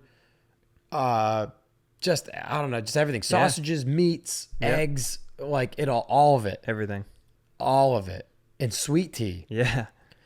Man, I'm telling you, my favorite thing, I think my favorite food is like eating breakfast with, no matter what that breakfast may be, is with a glass of sweet tea and a coffee. Yeah. It doesn't sound like those two things would mix, No, but it's the combo. I make it mix, and it is just unbelievable. Yeah. And I was going to throw, man, where else? I was going to throw in Palm Springs as a wild card simply because of Elmer's. Yeah, of course. That's the only place. That's the only place we stopped. Yeah. On this trip. Only place I've ever eaten in Palm Springs. Yeah, gotcha. And that's worth putting on the map. Yeah, because it stops your brain from thinking about anything else besides the food you're eating. Man, when I eat at places like that, I immediately think of guys like Anthony Bourdain. Yeah. Who like their life was traveling the world and eating amazing food. Yeah. And I'm like, yeah, I could get into that. Yeah, I could do that. I could get into that. Yeah. What else for you then? Palm Springs as a wild card. Anywhere else you've traveled where you're like, the food here is just unbelievable? I mean, traveling all over Germany too. The food is just, even that one Turkish place that we went to twice with Max, Yep. Yep. That place was pretty unreal. Yeah. And they were like sandwiches, kind of like kebab type sandwiches. Kebabs. Yeah. Yeah. And so Berlin, that was in Berlin, Germany. I can't speak for the whole city. Just the places we ate at were unbelievable. But the lamb Donner plates we got in Dresden. That's right. Yeah. The last night we were there with the Felgentilt guys. Yeah. With Bremy, Kevin, Bremy's girlfriend. Clemens was with us. Yep. Oh my goodness, the Donner plate. That was unbelievable. With the fried cheese, the white garlic sauce, the French fries, the shaved lamb meat. Oh my goodness. Yeah. But yeah, even the currywurst we got at that little hut in Berlin. Oh yeah. Was unbelievable. It was like $3. I know. It was like came with a soda. Yes. Yeah. It was like €3 for 2 currywursts with like unbelievable seasoning. They don't skimp out on the ketchup there. No. Yeah. Which that's the only time I'll eat ketchup is if it's covered in curry. Yeah. It was really good. Yeah. And they included a can of soda for like €3. I couldn't believe it. No. There was no lack of good food on that trip. Yeah, that's true. That's for sure. The second we got into Belgium, The second we crossed from France into Belgium, we pulled off at a rest stop, and I got a chocolate-covered Belgian waffle. Yeah, I was like, that's right. when in Rome, or in this case, Belgium. Yeah. I got a photo of it, too. It's a chocolate-dipped, handmade Belgian waffle. Yeah, that's right. And it was like 1 PM. I'm like, this is perfect. Yeah. I'll throw out another hometown one, Easy Pie in Boston. Or in, not Boston, but... Peabody. Peabody, He's got 2 locations. That's right, But shout out to Spiros from Easy Pie. Man, those burgers. Yeah, we got to... I'll even let them know we're shouting them out in this episode. Yeah. Get to Peabody, Massachusetts. The other one's in Braintree, I think. I think you said, yeah. Get to Braintree or Peabody, Massachusetts, and go to the Easy Pie. I'm serious, guys. Corey and I split... First of all, he's into cars. Yeah. First of all, he's into cars. He is. The first night I ever went there, I had the Corvair or the 700. I think it was the 7 Series. Oh, it was. It was the 7 Series. Yeah, it was after a Beast Coast meet. Yep. Yeah, so anyway, we connected on that level first because he's into cars and slammed things and has car meets there and stuff. Second was the food. Oh, my goodness gracious. So we split a... It was called like the Cinnaburger, but it was SIN Sin -A burger, Cinnaburger. And this isn't just one of those scenarios where it's a burger with cinnamon buns or donuts as the buns. No. It's not. No. Throw out everything you know. This was 2 of the largest cinnamon buns you've ever seen in your life. Yeah, bigger than any... Homemade cinnamon buns. Yeah. The glaze, the cinnamon, the works. 2 of those, right? So you wouldn't even be able to eat one of those to begin with. Yep. As a cheeseburger with like a half-pound beef patty in the middle with bacon and cheese and whatever sauces you wanted. And so we decided like this might be a bad idea, so maybe we'll split it. Just eating half of that. Like when she brought it by, she was like, "Do you guys want some silverware?" And I looked at it and I was like, "I'm getting covered in this like glaze anyway. Yeah. I've washed my hands. I'm going in." All and in. just pick that sucker up, and the glaze is like oozing between my fingers, and I'm like, whatever, we're going for it. Yep. And that was the first time I'd ever had a cheeseburger. You know, because some places are doing cheeseburgers with like donuts as the buns and stuff. Yeah. And I'm into the idea because I don't eat that all the time, so I'll do that every now and then. Right. But I hadn't had that before, so I started with like the king of all kings. Yeah. Just half of that almost killed me. Yeah, that was unbelievable. Yeah. So yeah, Easy Pie. I agree with that. Yeah. That might be it off the top of my head. Yeah. So we listed more than just one. What's your favorite city to eat in? She said. Yeah. Well, we gave you a few. Yeah. She also said, if you could spend a week anywhere, where would it be and who would join? Oh, man. I guess I would have to speak on places I've already been. Just because, you know, I don't know, you know, if it's a place I haven't been to, I don't know if it would be as serene or, I don't know. Boy, I should have thought about this one ahead of time. I don't know. If you guys can hear the dog screaming next door, I apologize. Sorry, we mentioned him before. He gets separation anxiety when his owners leave him all the time in the kennel. So yes, if you guys are listening and not watching, I'm at Corey's. We're set up at Corey's place at the moment, and there's a Great Dane on the other side of the incredibly thin wall, and he doesn't start doing this until we're halfway through this podcast. Of course, always, no matter what time it is.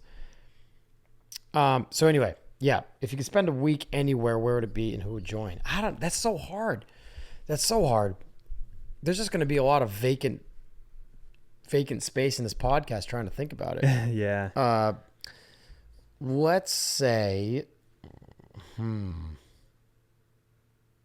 don't even know. No, I don't know. Like when I think of like an ideal situation scenario, if I could spend a week anywhere, see, this doesn't really answer the week part, but it would be like driving the PCH at sunset in a vintage sports car with my future wife. Yeah. You know what I mean? Like, because and the sun never sets, it just stays right there. Well, sometimes that's how it feels anyway. I know it. Golden hour lasts forever out there.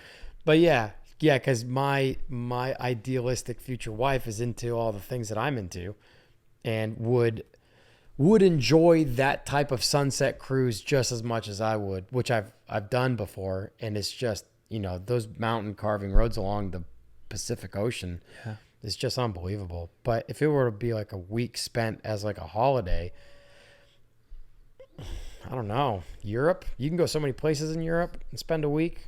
It'd be in Chattanooga with Mason and Carly. There you go. That's the only answer she was looking for. That's the only answer. Yeah, I'd say that. Chattanooga. Yep. All right, a few more questions. Another travel question. E_Lewis.s says, on a previous episode, you mentioned that you want to get to New Zealand. What are you wanting to see here? Basically everything there is to see there, specifically the landscape. I just want to see the landscape in New Zealand. Walking the trail to Mordor. Oh, there you go. Or that. I think I said the same thing in the other podcast. Yeah, too. you did. Yeah. Yeah. But yeah, I've always wanted to go to New Zealand. I mean, I've been to Australia. I wish I was able to do both of those on the same trip since you're already way the heck out there. Right. Down under. Yep. But I've always wanted to go to New Zealand just to see it. Yeah. And hike the mountains and stuff, and the landscape just looks incredible out there. I have a few friends from New Zealand, but a few friends locally from New Hampshire that I know have gone out there to hike and stuff, and the photos they send back are just unbelievable. Yeah. Yeah. So that's kind of what I'd want to see. I'd want to see everything. I'd want to see all my buddies in the car community and the landscape and the people. Yep. And the food, et cetera, et cetera. Yes. D, all of the above. Rally_slow_ says, favorite gas station chain? Wawa. Yep. Hands Wawa. down. Done and done. Yep. My buddy John Hansen, JH_creative_ says,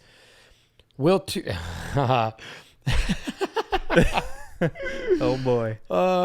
Will 2021 be the year that you find a wife, or will you and Corey get common law for tax purposes? That's great. Well, I tell you what. No and no. Yeah. Yeah. I will level with you though. If I were married, mass tax would have not have hit me so hard in the past 2 years that I worked in Massachusetts and lived in New Hampshire. Right. Oh, I don't know. What are they doing? Massachusetts is messed up. Oh man. Anyways. I have no interest in ever living in Massachusetts. No. Nope, never. Not coming from New Hampshire and what I'm used to with my liberties. And no, I'm not. I'll visit you guys. Yeah. I'll drive through you on the path to better places. But yep. I'm not going to live in Massachusetts or Connecticut ever. And Connecticut and Mass are both beautiful geography wise. Yeah. They're beautiful, but no, I'm just not. I'm not into that.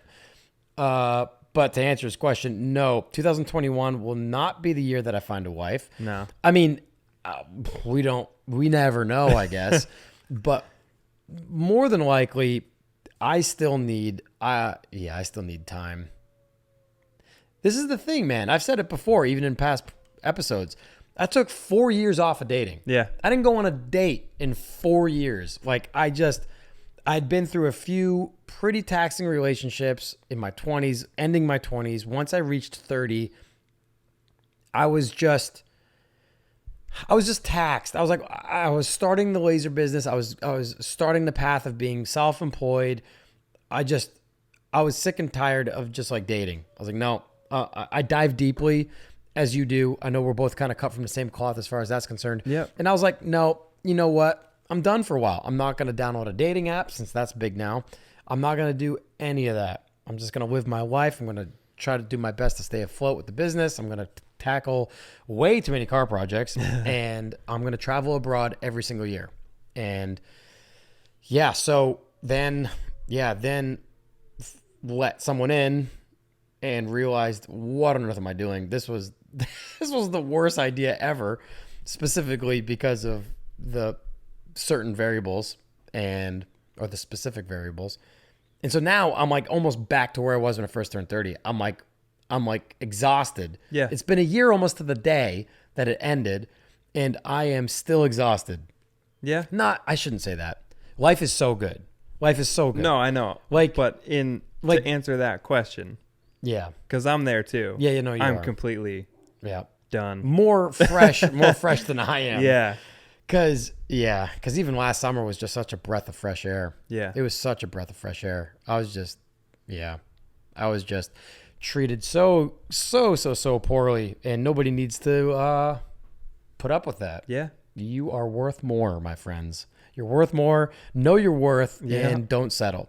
Compromise, but don't settle. Yeah.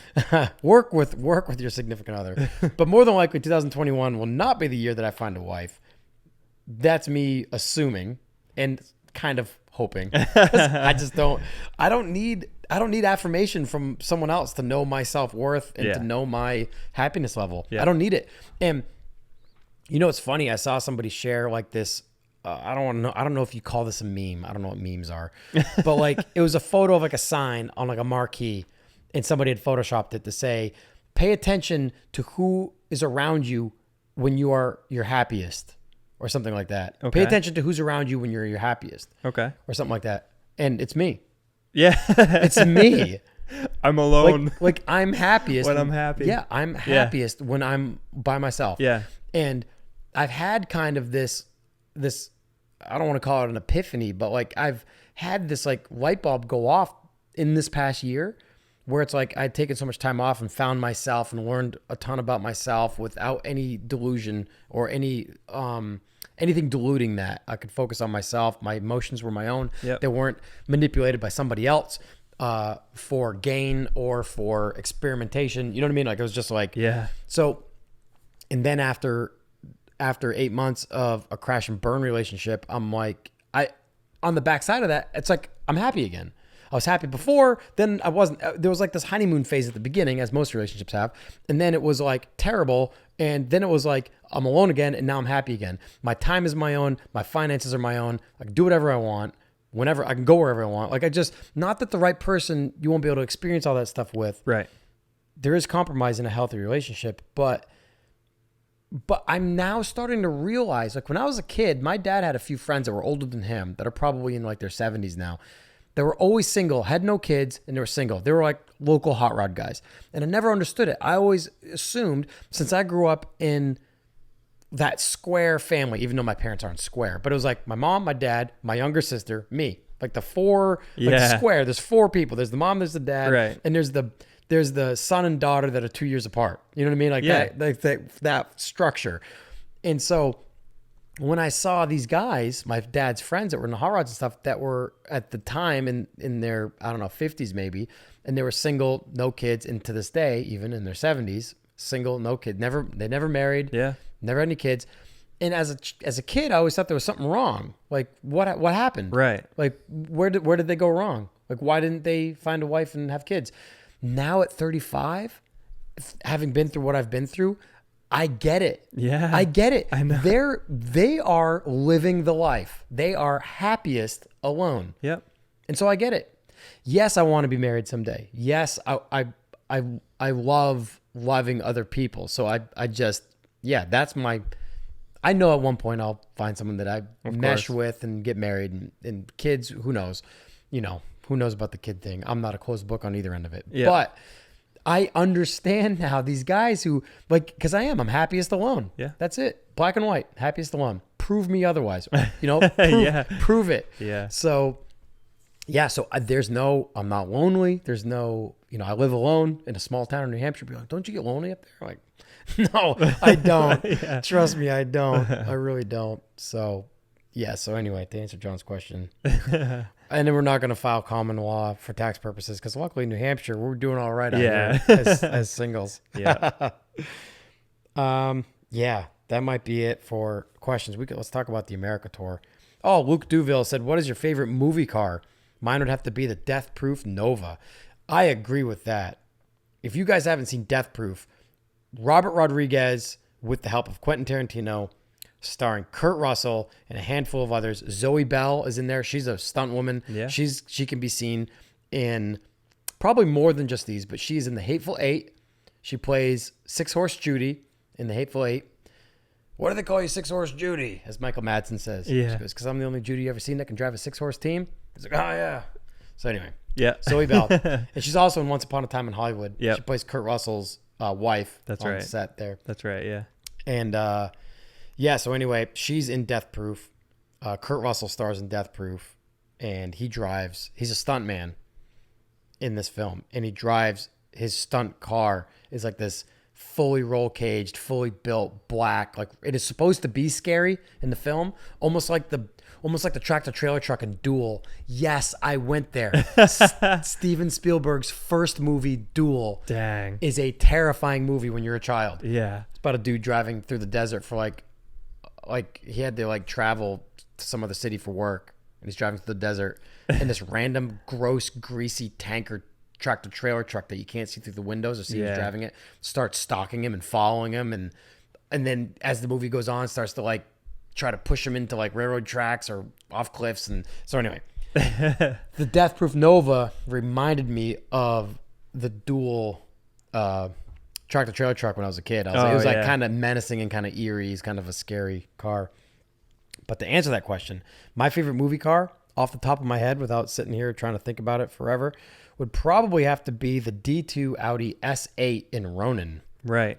Because basically Ronin, Robert De Niro, oh boy, who else is in that? Why can't I think about who else is in that? De Niro's in it. I don't know. The guy who plays the professional, Leon. Yeah, oh. Like, he was in Mission Impossible as well. Yeah, He's in it. And a handful of other guys. Anyway, it's based around a heist. A bunch of guys who don't know each other are hired to do this job, this heist. One of the guys that's hired to do this job is the driver. And he goes, what kind of car do you need? And he basically describes the S8. Yeah. I think he even goes into detail. He describes the car like, I need a car that can do all this, and then basically said like Audi S8 or something like that. Yeah. Like, yes. And so as I mentioned to you, if you haven't seen the film, it won awards for car chase scenes. This was in like the early mid 90s or something. This movie came out.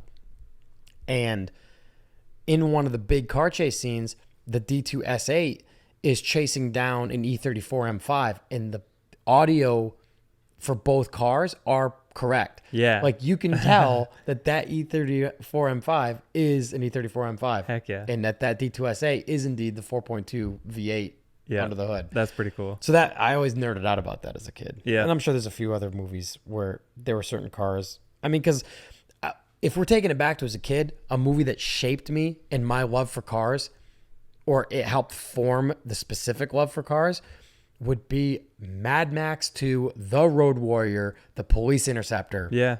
The Interceptor. And he's got the clutch on the blower. And there's that scene. There's a couple of scenes where he's trying to get away from the bad guys or whatever, and he like flips the switch, and then they show the pulley start to turn, and it makes this like howling sound. And as a kid, you've got goosebumps. You're like, oh, he's going faster now. He turned the blower on. Yeah. So anyway, so Mad Max, The Interceptor. Yeah. And in Mad Max 1, they're building that car. Right. And I think that was 1984 when the first one came out, and while he was a police officer.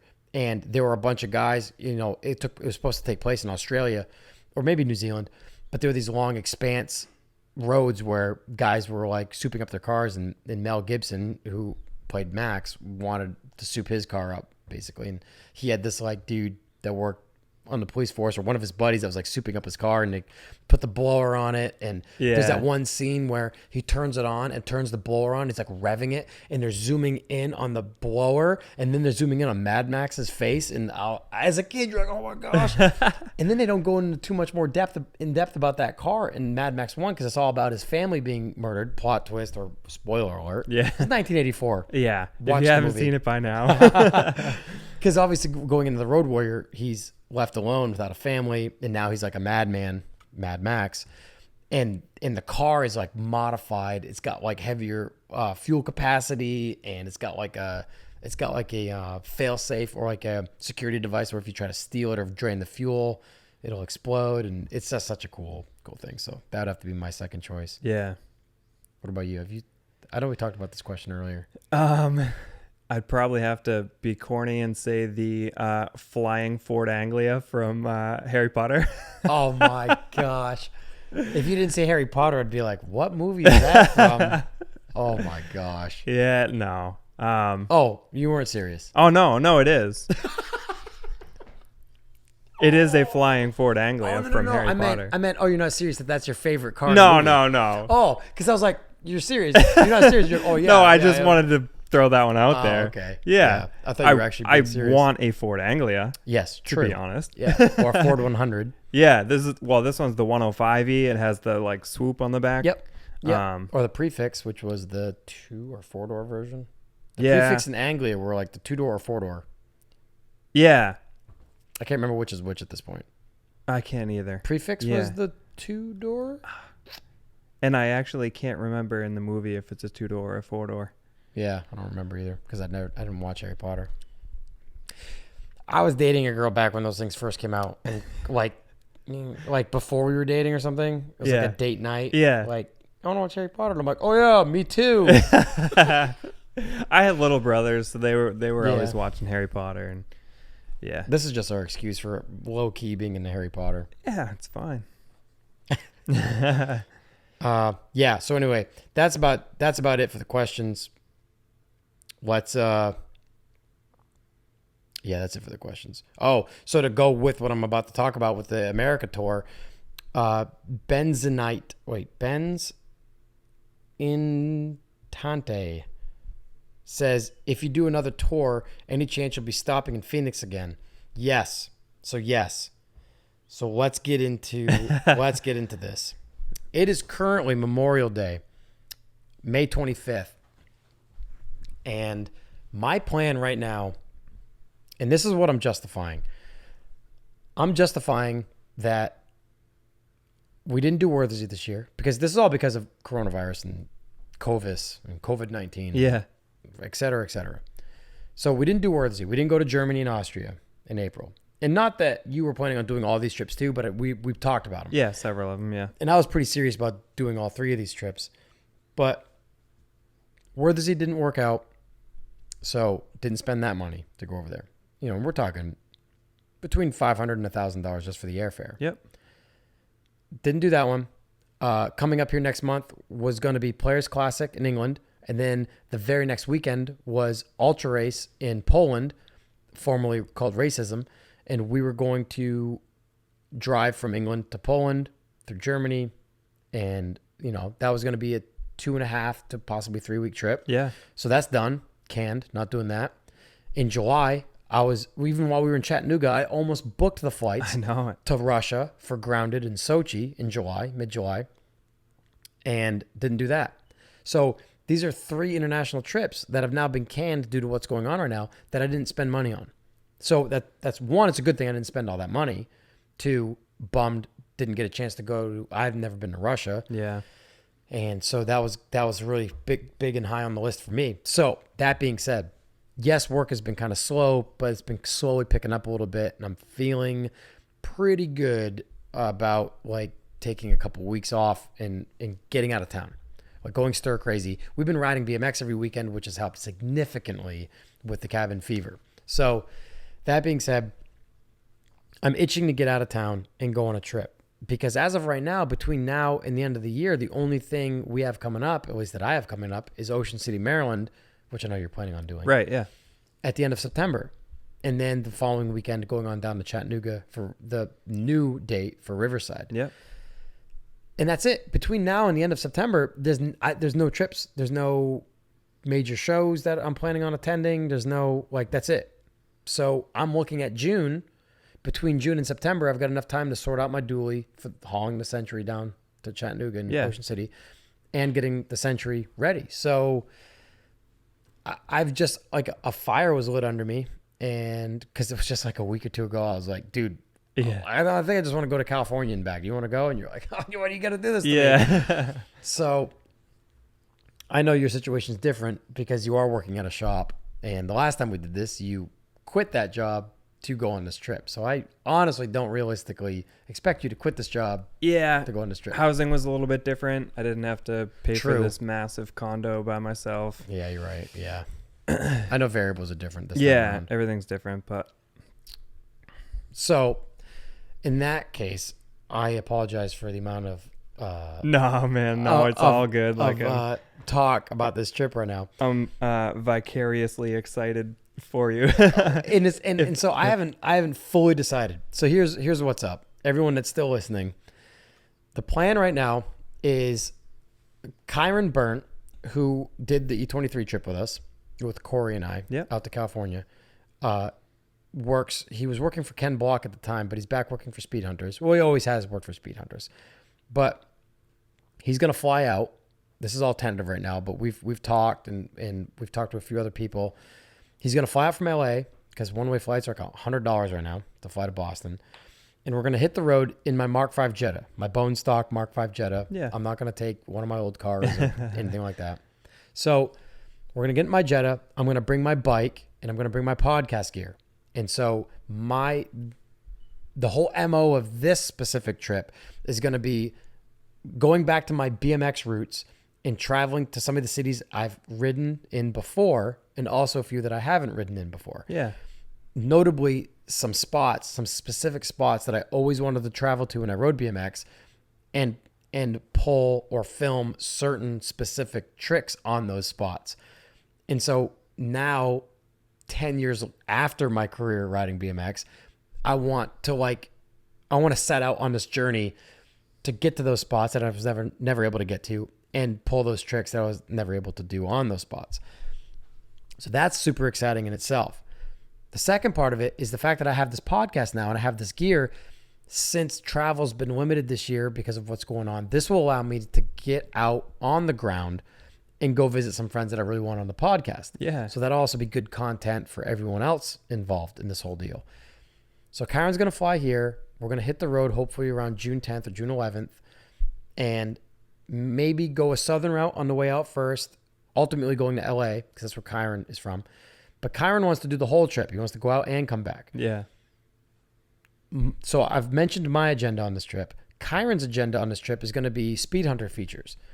He's going to try to shoot some cars in the cities that we're passing through to justify his end because he gets paid through Speed Hunters to do some features. Yeah, that's pretty cool. But it'll also get kids excited to come out or meet up with Kyron that have a car that will ultimately be, featured in Speed Hunters. So Kyron's going to try to work on that. We're basically at the point now where we're doing a rough sketch outline of where we're going to go, what places we want to hit, and if we're going to do a northern route or central route on the way out, southern on the way back, or vice versa. So basically what I am putting out there, I've had plenty of friends reach out already just from putting some feelers out on Instagram that I wanted to do one of these trips again. I'm putting the feeler out. I know it's a weird time right now with what's going on. Any friends who are comfortable with opening their doors to Kyron and I, and possibly a third or fourth friend, floor space, couch space, any of that, the deal. Yeah. We are more than grateful to come hang out and, crash on your floor, basically. So right now, we're thinking of at least hitting Dallas, Albuquerque, Phoenix. There's a spot in Scottsdale, Arizona, that wedge-to-wedge spot I was telling you about. Yeah, oh yeah. That I've always wanted to go to. And so I want to hit that wedge-to-wedge spot in Scottsdale. Then we'd probably go up to Vegas. We're going to stop and see Kevin. I don't know if I've told you this yet or not. No. Talked with Kevin. Kevin's opened his place. Kevin Furness, going to have him on the podcast. That's cool. Even though he hates the sound of his own voice, he said. I get it. I mean, we all do. Yeah, we all do. Yeah. And hopefully, so he's hasn't booked a week or two out. I was going to ask this. Yeah. Yeah. Gonna hopefully get a jammer from him maybe. Yeah. I haven't been tattooed in 7 years, and Kevin's done most of my work, and he's gotten unbelievable. Guys, Kevin Furness, Furness, tattoo on Instagram. Go there, follow him. His work is unbelievable. Unbelievable tattoo artist. I've known him since 2005, 15 years now, 16 technically. Yeah. So we're going to stay with him in Vegas. And I haven't even talked to him yet about possibly doing a little something on me. That'd be amazing. Maybe just something to match, because I've got a piece on the front of my shin, down at my foot, on my left foot. Maybe have him do something on my right foot there. There you go. That spot sucks a lot. I can only imagine. Do you have your feet done? No, I don't have feet done. I have.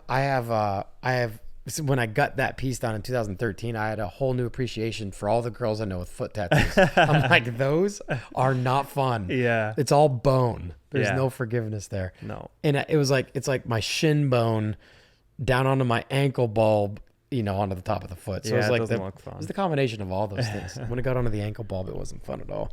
But I hate getting tattooed, so I'll complain about it. So then from there, we'd probably go through the Mojave at that point, which ultimately, unfortunately, means we'd bypass Palm Springs. Oh, that's right. But I really, really, really want to get to Elmer's. Yeah. I don't know. But anyway, so guys, we're thinking of heading down through the Northeast. If we're talking about a southern route, we're going to be going down through Virginia and maybe stopping in Nashville, maybe going a little bit farther south, maybe to Chattanooga, across Alabama, Louisiana that way, or maybe from Nashville, cut across down through Missouri, Oklahoma, down into Dallas that way, and then 40 across through Lubbock, or I think we'll be north of Lubbock, but into Albuquerque and Phoenix, up to Vegas. On the way home, thinking about going from LA. Alex wants to go home. Yeah. Alex Bermudez wants to come home with us. So at that point, it might be Kyron, Alex, and I. And we might head north, go see Sutton Morris in Sacramento. Yes. Good buddy of ours who drove his W108 6.3 V8 6 hours each way just to come hang out with us at the TGC meet in LA, which is amazing. Go see him. Maybe go over to CA Tune and see Igor because he's in Sacramento as well. Don't know if we'll go too far north from there, but then head, from Sacramento, maybe head into Lake Tahoe and then across into Salt Lake City maybe. I'd love to get through Montana again if possible. So I don't know from that route.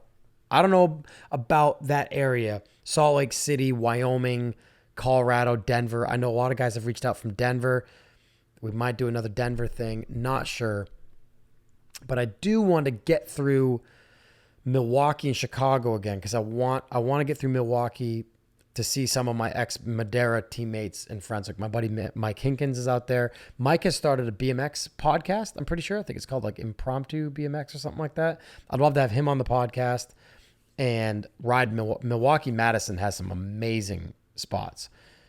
I know that's a sore spot for you because that's where your ex is from. I'm not going to Wisconsin. She's not there, though. I mean, I know. Oh, that you know of. I don't know. You wouldn't run into her. Don't care. But anyway, yeah. And then maybe Chicago.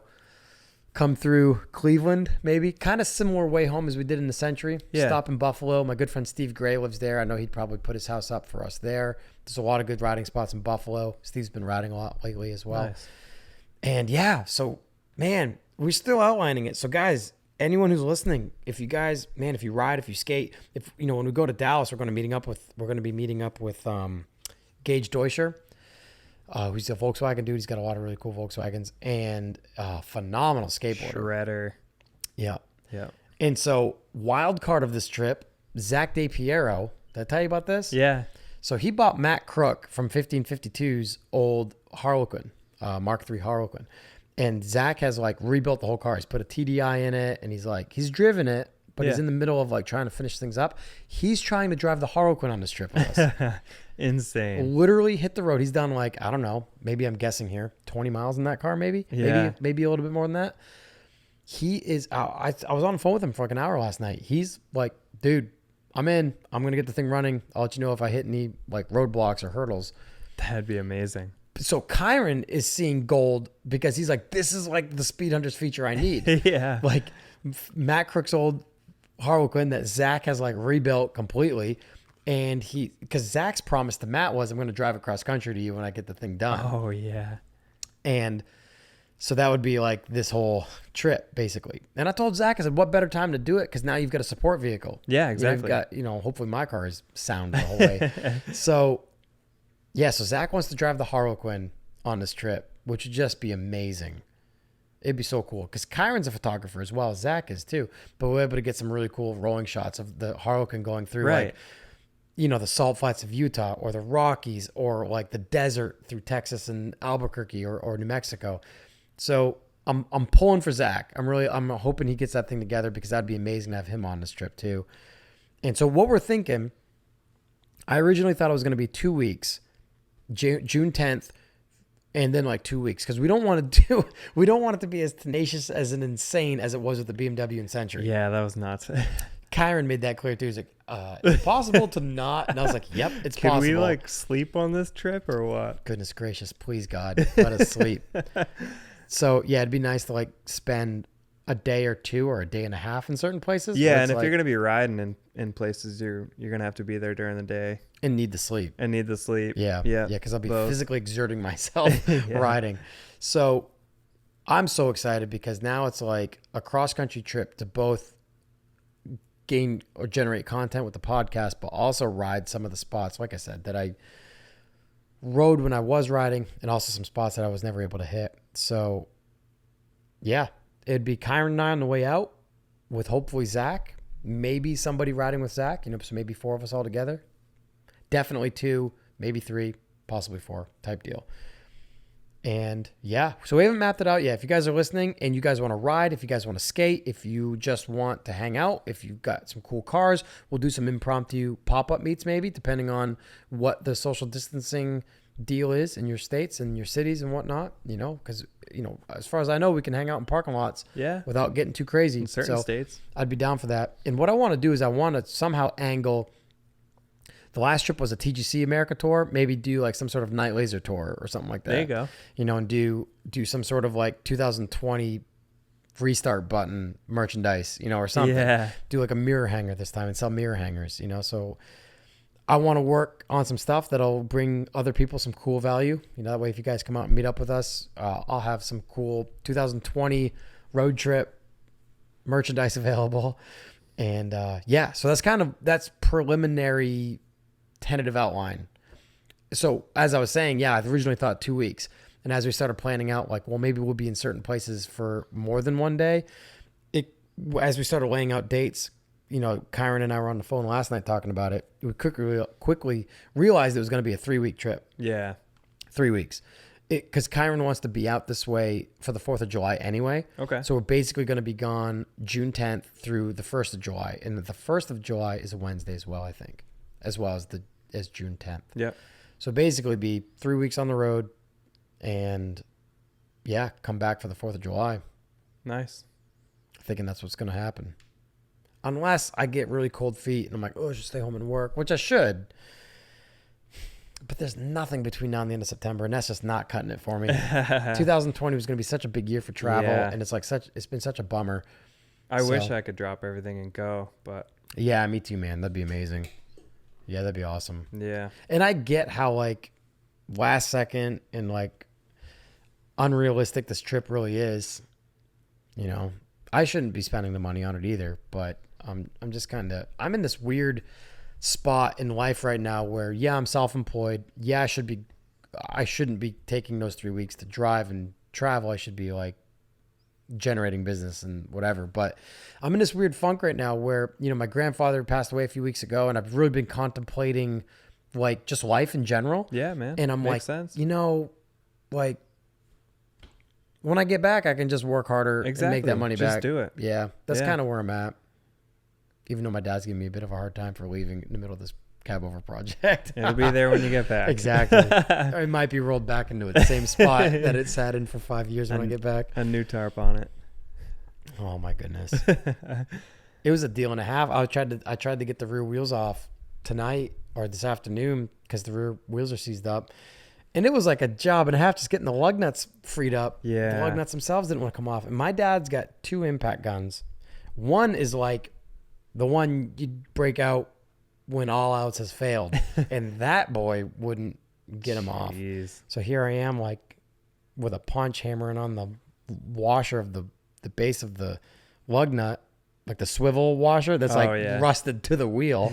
Finally got them all off. And now hammering and hammering and hammering, the outer dual wheel just won't come off. Oh, yeah. Probably rusted right to the other wheel and the spindle with the hub. Yeah. So, like I told you earlier, I soaked those things down in penetrating oil. Yeah, get a big bar in between the 2 wheels. And that's the next step, right on the metal of the wheels, between the wheels, not hammering on the tire or anything. Exactly. So. But yeah, so as far as the trip's concerned, it's looking like a TGC / Night Laser / Purpose and Passion podcast. There you go. Cross-country 3-week tour. And to answer Benzonite, however you pronounce the name, we'll be coming through Phoenix on the way out or the way back. So outlines to come. Kyron and I, Alex, and even Zach, we're all going to put our heads together and figure out the routes, figure out the dates and where we're going to be on those dates. And we'll be blasting them on Instagram. We're going to get all of you guys involved like last time. If you've been cooped up in your house and you're allowed to get outside, which hopefully you are, because otherwise you're going to die and your immune system is going to be completely shot. Yep. Let's meet up. And yeah, I'm excited. I want to make it happen. So the Jetta's getting pretty sorted. As I talked about in the last episode, finally did the alternator and that stupid thing. What a nightmare job that was. Yeah. So Jetta's feeling pretty good. Might buy a new set of tires for it. I've been on some snows for the last like 2 years now. They're good tires. They're not even that. They could get me through another winter. Yeah. Like this upcoming winter, the alignment's bang on that car, and I haven't messed with the suspension or anything, so that car's just kind of dialed in. But I might get some like all seasons. Just be smoother. Get some like highway treads. Yeah. Yeah. Yeah. Just would be a lot of cruise control driving. Yep. Through the great expanse of the Midwest of America. But yeah, so excited about that. 2020 might have that trip going on. So that'll be really cool. So reach out to me. DM me on Instagram. I know I'm the worst. I'm sorry, guys. I know I'm the worst at getting back to people on DMs on Instagram, but I'll do better. Get in touch with me. I'll post this in some stories. I'll post a video on my actual wall on Instagram about this. That way, if you haven't heard it here, you'll hear it on Instagram. Reach out to me. Let me know what you guys are doing, where the best places to eat in your city are. And yeah, we might just come through your city. We might just have some cool 2020 merchandise for you guys. We'll get some cool podcast gear going, or podcast content, I should say. Yeah. And yeah, more to come on that. What else? I don't know. I wish I could go. Yeah, I know. I wish you could too, man. No, it's all good. I almost thought about doing this episode alone, just so I could spare you. No. Spare you having to be like, No, don't. Yeah. Don't worry about it. Yeah, I know how it is, though. Yeah. The grind. At least you got work, though. That's a good thing. At least you got work. Yep. Because I'm just working towards the future dreams. That's all. Yeah, and you know, I mean, I've been thinking more about the move to Chattanooga. I mean, I still want to move south, and you know, and if it doesn't happen this year, it doesn't happen this year. I mean, life went through a giant wrench in the gears this year. Yeah. But I mean, I'd still like to not have to live here through another winter, but I would like to get the Cabover done, and that I don't think we'll be able to have that thing done by the end of the year. I mean, maybe if we really hammer on it, then I don't go on this trip. But yeah, like, and I did, like I told you, I did listen to, because you were recently on your friend Kim's podcast. Yep. What's it called? Life Path? Life Path podcast. Yep. And so, I mean, you got a chance to talk, you know, with her and not just like sit here and listen to me talk and go, yep. Yeah. So, yeah. So anyone who wants to listen to Corey talk more about his life. Yeah. Just talk about how I end up on my career path and yeah, you can check him out all on that. Kim's podcast. Yeah. But anyway, yeah, you did talk about, like the drive to start yet another shop. And you did talk about how you and I've been talking about that as well. Yeah. And I mean, even if it's that we're in the same space and you're doing your own gig for a while and I'm still doing my own gig for a while, and then it kind of meshes at some point when it finally works out or whatever. Yeah, that's something I still want to pursue. Yeah. I still like the idea of just the whole umbrella. Mm-hmm. You know what I mean? Yep. We've talked about it in private a million times. But. Yeah, because I mean, that's because we know it's going to work. Yeah, exactly. You know, as long as all the gears out there are still turning, you know, with the exception of what's going on right now, being able to like fly somewhere abroad and like documenting cool trips of like finding a car, driving it to a port in Germany and then flying home and then picking it up at the port in America and then modifying it and then taking it to a few shows and selling it, and like kind of each car comes with like a book. Yep. You know? Yep. Like here's the car and here's the book story of its cool, unique, one of a kind story or whatever. Yeah. And with a podcast and YouTube channel attached to the whole deal or whatever. So yeah, so that'd be cool to kind of, like you said, kind of pursuing that. I'd like to pursue it somewhere warmer year round. Exactly. Yep. Somewhere cheaper to live. Yep. Yeah. But I can say pretty definitely, unless Yeah, unless some unforeseen variables get thrown in there. That if not 2020, 2021 Yeah. is I'm trying to move south in 2021 at the very latest. So if that's how long it takes to get all our ducks in a row, all our eggs in one basket, so to say, save up some money, then so be it. Yep. But yeah, that's it, man. At least we're healthy. Yeah. At least we're healthy. We got our arms and our legs. Happy and healthy. We got to figure out where we're going to ride next weekend. Yeah. Yeah. Because my foot's finally starting to feel a little bit better. And we could try the Hampton skate park again and just make sure we bring the tools. we should. Yeah. Yeah, we should do that. Actually, and if we're out towards Hampton, Exeter. we can hit the Exeter school that Yes. someone clued us into today. That has some cool marble ledges Yeah. there. I just want to manual nose wheelie some stuff, man. So let's do that. Yeah. Yeah, if we have good weather this upcoming weekend, I think it's supposed to yeah, supposed to be. then let's do that. Hampton Skate Park, Exeter for some street. Yeah. Yeah, let's ride. Meet us out there. Yeah, Hampton Skate Park. I'll put it on Instagram. Yeah. So in closing, we're wrapping up 2 hours. We're 2 hours on the dot. Nice. Follow us on Instagram. Get in touch with us. Let's ride. Let's do some wheelies. Let's do some cans, some candy bars, some 1-footers, some tire grabs. Friggin' crank flips. That's right. Yeah, let's ride. If you're in the Northeast, if you're in New Hampshire, reach out. We're riding like every weekend. And I've got the itch back because Corey has the new itch. Yeah. So, Yeah. Instagram, limitless_Corey, Corey, John Ludwick, JOHN.LUDWICK. I'm still working on that John Ludwick. The one, That's right. The guy that has the John Ludwick Instagram that doesn't, it's just John Ludwick, no dot, no underscore. It has 0 posts and hasn't been active in God knows how long. Of course. There's like no followers, 0 posts, 0 nothing. And I think my next step to get that, because I really don't care, to be honest. Mine Yeah. has a dot. Who cares? Yeah. It'd be cool to have the one that doesn't have a dot. It's clearly that it's If you like search John on Instagram, you're the first one that shows up. well, I thought about, anyone who's got like some sort of like verified account Yeah. would email Instagram about like a domain or username. Yeah. So I thought about like trying to figure out how to go about that and be like, listen, like it's clear just by looking at my page that I'm active on Instagram. Yep.